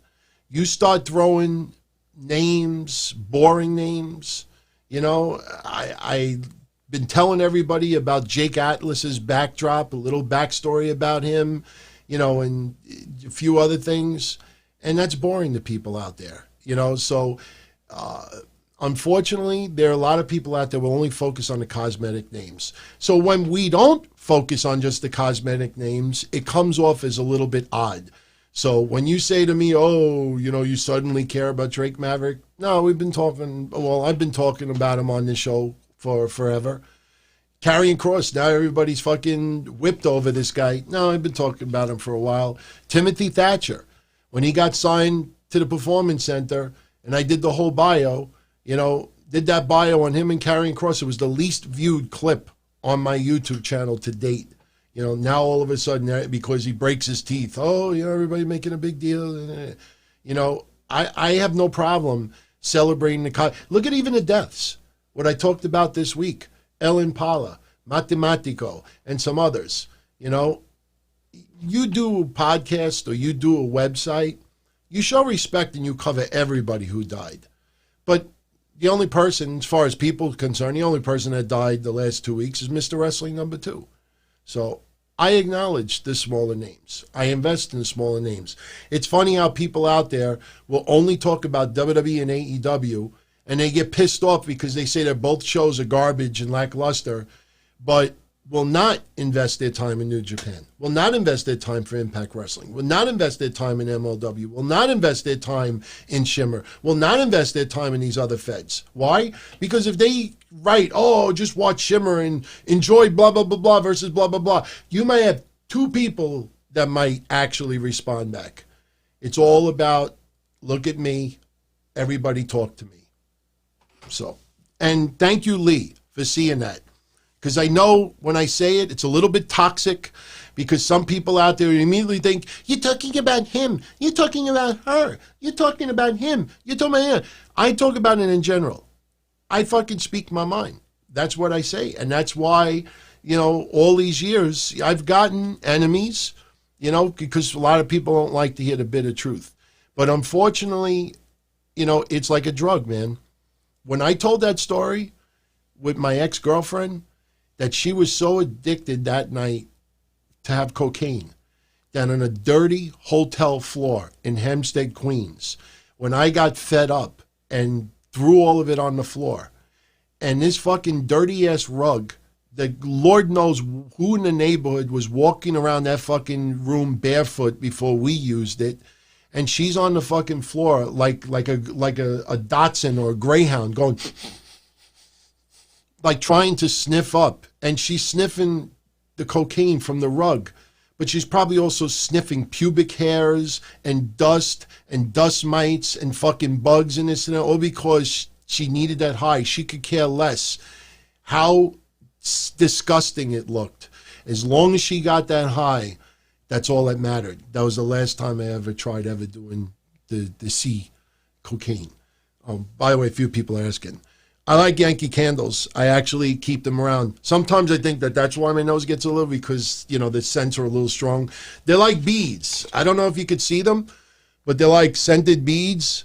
So, I like to get these once in a while. They're pretty good, but yeah, no, that's a true story, man. That's a true story. But unfortunately, like social media, it's the same thing. There's a lot of people out there that, and what's the sick part about it too? There's a lot of people out there that do this, and they'll talk about others doing it, but they do it themselves and don't even realize that they're doing it. That's the sad thing about it. So, but anyway, I think that's it, everybody. I think we'll get out of here. I don't want to play the Cross video because then it looks like, just bragging stuff or anything like that. We could play that another time. But, I agree with you. Everybody out there, Darren especially, there's more to life than just wrestling. But if wrestling is disappointing you that much, where 90% of what you say is negative, and you have all of these other, it's like if you go to a restaurant and, you go to this one diner, Howard Beach Diner. There's no such diner in my neighborhood, but Howard Beach Diner, all right? You go on Twitter, I went to Howard Beach Diner today, the eggs fucking sucked. Then tomorrow, I went to Howard Beach Diner and the steak fucking sucked. Then Wednesday, I went to Howard Beach Diner and the tuna fish was rotten. I went to the Howard Beach Diner Thursday and it smelled. Went to the Howard Beach Diner Friday and nobody was wearing a mask. You keep complaining about it, but meanwhile, you have this diner, and this diner, and this diner, and this diner, and you insist on having diner food. I got to have diner food. I cover diner food. So I got to talk about it. You have all these other options out there, and you don't go to them. Why? Because everybody goes to the Howard Beach Diner. Everybody goes to Howard Beach Diner. So I got to be seen there. If I go to bullshit diner, or maybe only one or two people will recognize me. Hey, yo, what's going on? So that's what people do. So it sucks that we got to keep talking about it, but it's so fucking there. It's just mind-boggling. But I want everybody to enjoy Backlash. I truthfully believe after Edge getting so angry that we complained, not me, like, oh, DTKC, no. When he complained that we, the wrestling community, thought that the match was too long, dragged out too much, and this and that, and then he had the nerve to say, oh, during the COVID era, people are complaining. Motherfucker, you didn't charge us COVID rates.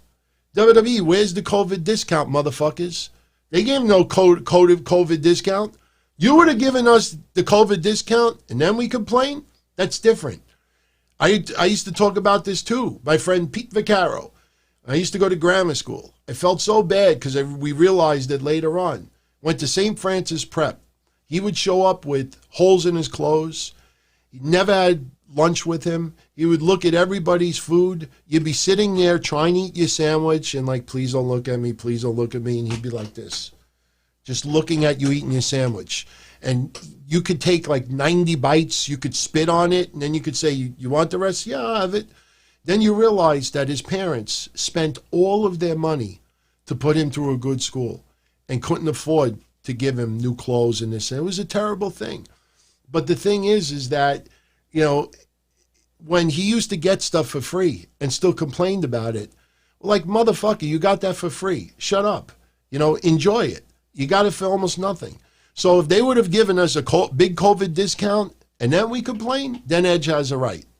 But when you're offering $59 for the fucking pay-per-view for other places that don't have the WWE Network, whoever would be stupid enough to do that. But I understood overseas, it was a little, in some areas, it was difficult to get the WWE Network. That's why they offered that. But I think overall, Edge, since WrestleMania, has an axe to grind for a lot of fans out there. Because this guy returned after all of those years being retired. And the storybook would have been, you come back, Royal Rumble started it, did great at Royal Rumble, did great with the storyline, everything was great, even though he had COVID, but still, leading into Mania, it was almost like a storybook ending. And then he got nothing but complaints, something that I don't think he ever in a million years expected. So Edge, I think, has that little bit of a grind, an axe to grind with a lot of people out there. I complain too. Randy Orton, especially when you throw insults out there like he did with NXT and stuff, he better bring it. Because if he embarrasses Sunday, a lot of those NXT stars, maybe they don't, want to come public and say anything, but you have a lot of people laughing at you. So I think Randy Orton, the fact that he's talking the way he is right now, with that match already being in the books, something tells me they knocked it out of the park. I think Backlash is going to be better than a lot of us think. I hope you all enjoy it. But I leave you with this, and, always keep this into perspective. We're still in a pandemic. We still cannot have live, organic fans at shows. We have cast members.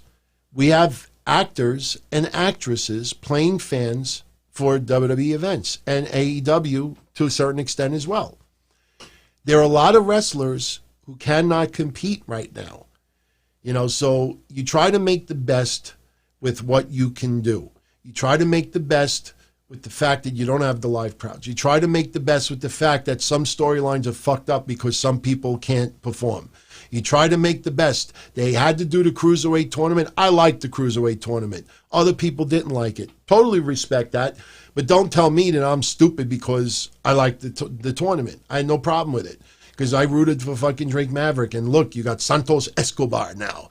That storyline. But you got to keep in perspective that things are still very, very limited. So you cannot take the current product and base that on your wrestling fandomhood for 5 years, 10 years, 20 years, 30 years, 40 years. You cannot compare it.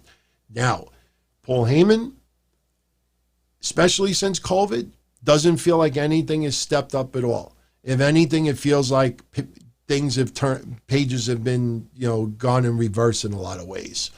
You look at the overall scope from June to June, who knows? Maybe WWE told him, you have 1 year. You have 1 year. Turn this around.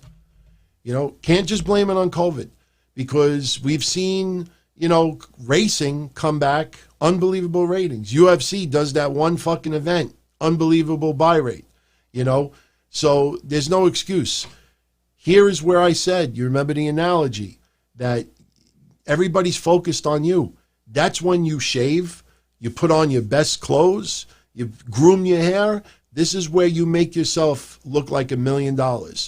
You want to be the focal point. You want to be the what did I say it was? The emotional Band-Aid for the world who is depressed that they don't have any forms of entertainment right now. You want to be the focal point. You don't want to acknowledge COVID by its name. You want to make everybody forget about their problems for the last 3, 4, 5 months.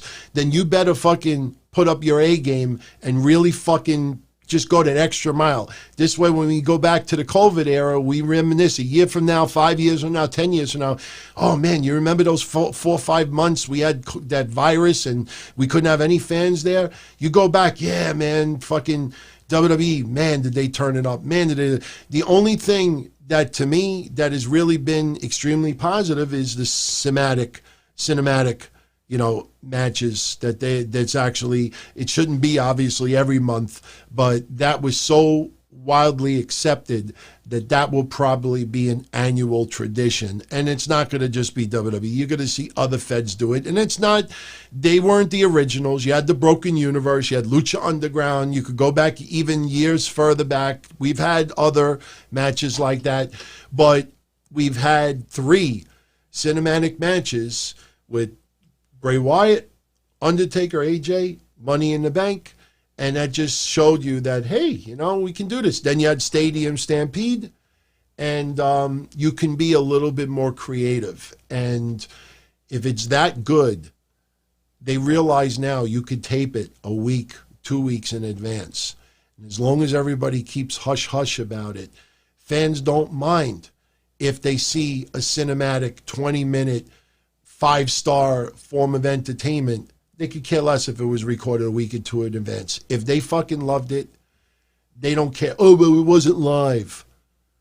They won't have a problem with that. So anyway, yeah, AEW addressed the elephant in the room. Actually, Impact Wrestling really did a phenomenal job before anyone else. Impact Wrestling took it, was very, very transparent about it. I mean, other feds were as well, but as far as putting a presentation on television, Impact did a pretty good job. So, but, all right, everybody, let me get out of here. So before you go, if you enjoyed this episode, definitely would appreciate if you hit the like button. Don't forget Sunday night, right after Backlash, I'll be here with Kev talking Backlash. We'll see if it delivers. We'll see if predictions were right. For those on Patreon that want to take part in the predictions contest, I will be putting up the predictions thread probably late tonight. So you'll be able to enter in the contest. And once again, for Patron's Mission, I will be live Saturday evening for Breakfast Soup. I will talk to Mish in the late morning, Saturday morning. We'll figure out what time will be good for him. I'll let everybody know several hours in advance. And, if everything goes good, then we'll probably take some calls tomorrow as well. So, we'll work on that. We'll see how it goes. But everyone, much love as always. I thank you for the support more than you'll ever know. And if you're around Sunday night, stop by for a little while. Let us know what you thought of Backlash. And have a great weekend, everyone. Stay safe. Stay strong. And much love as always, you know that. So everyone, I'm out of here. I'll catch you all again Sunday night for Backlash. Ciao, everybody. Don-O-Mite. It was fun to channel surf. It was kind of hard to do a little pocket pool after you hitting the last channel button 50 times for 2 hours plus. Don-O-Mite. And his whole idea of overanalyzing, oh, he's an alcoholic and he misplaced the belt. And how could you have someone champion like that? The fuck out of here. Wednesday night. Don-O-Mite, you can have fun. You really are.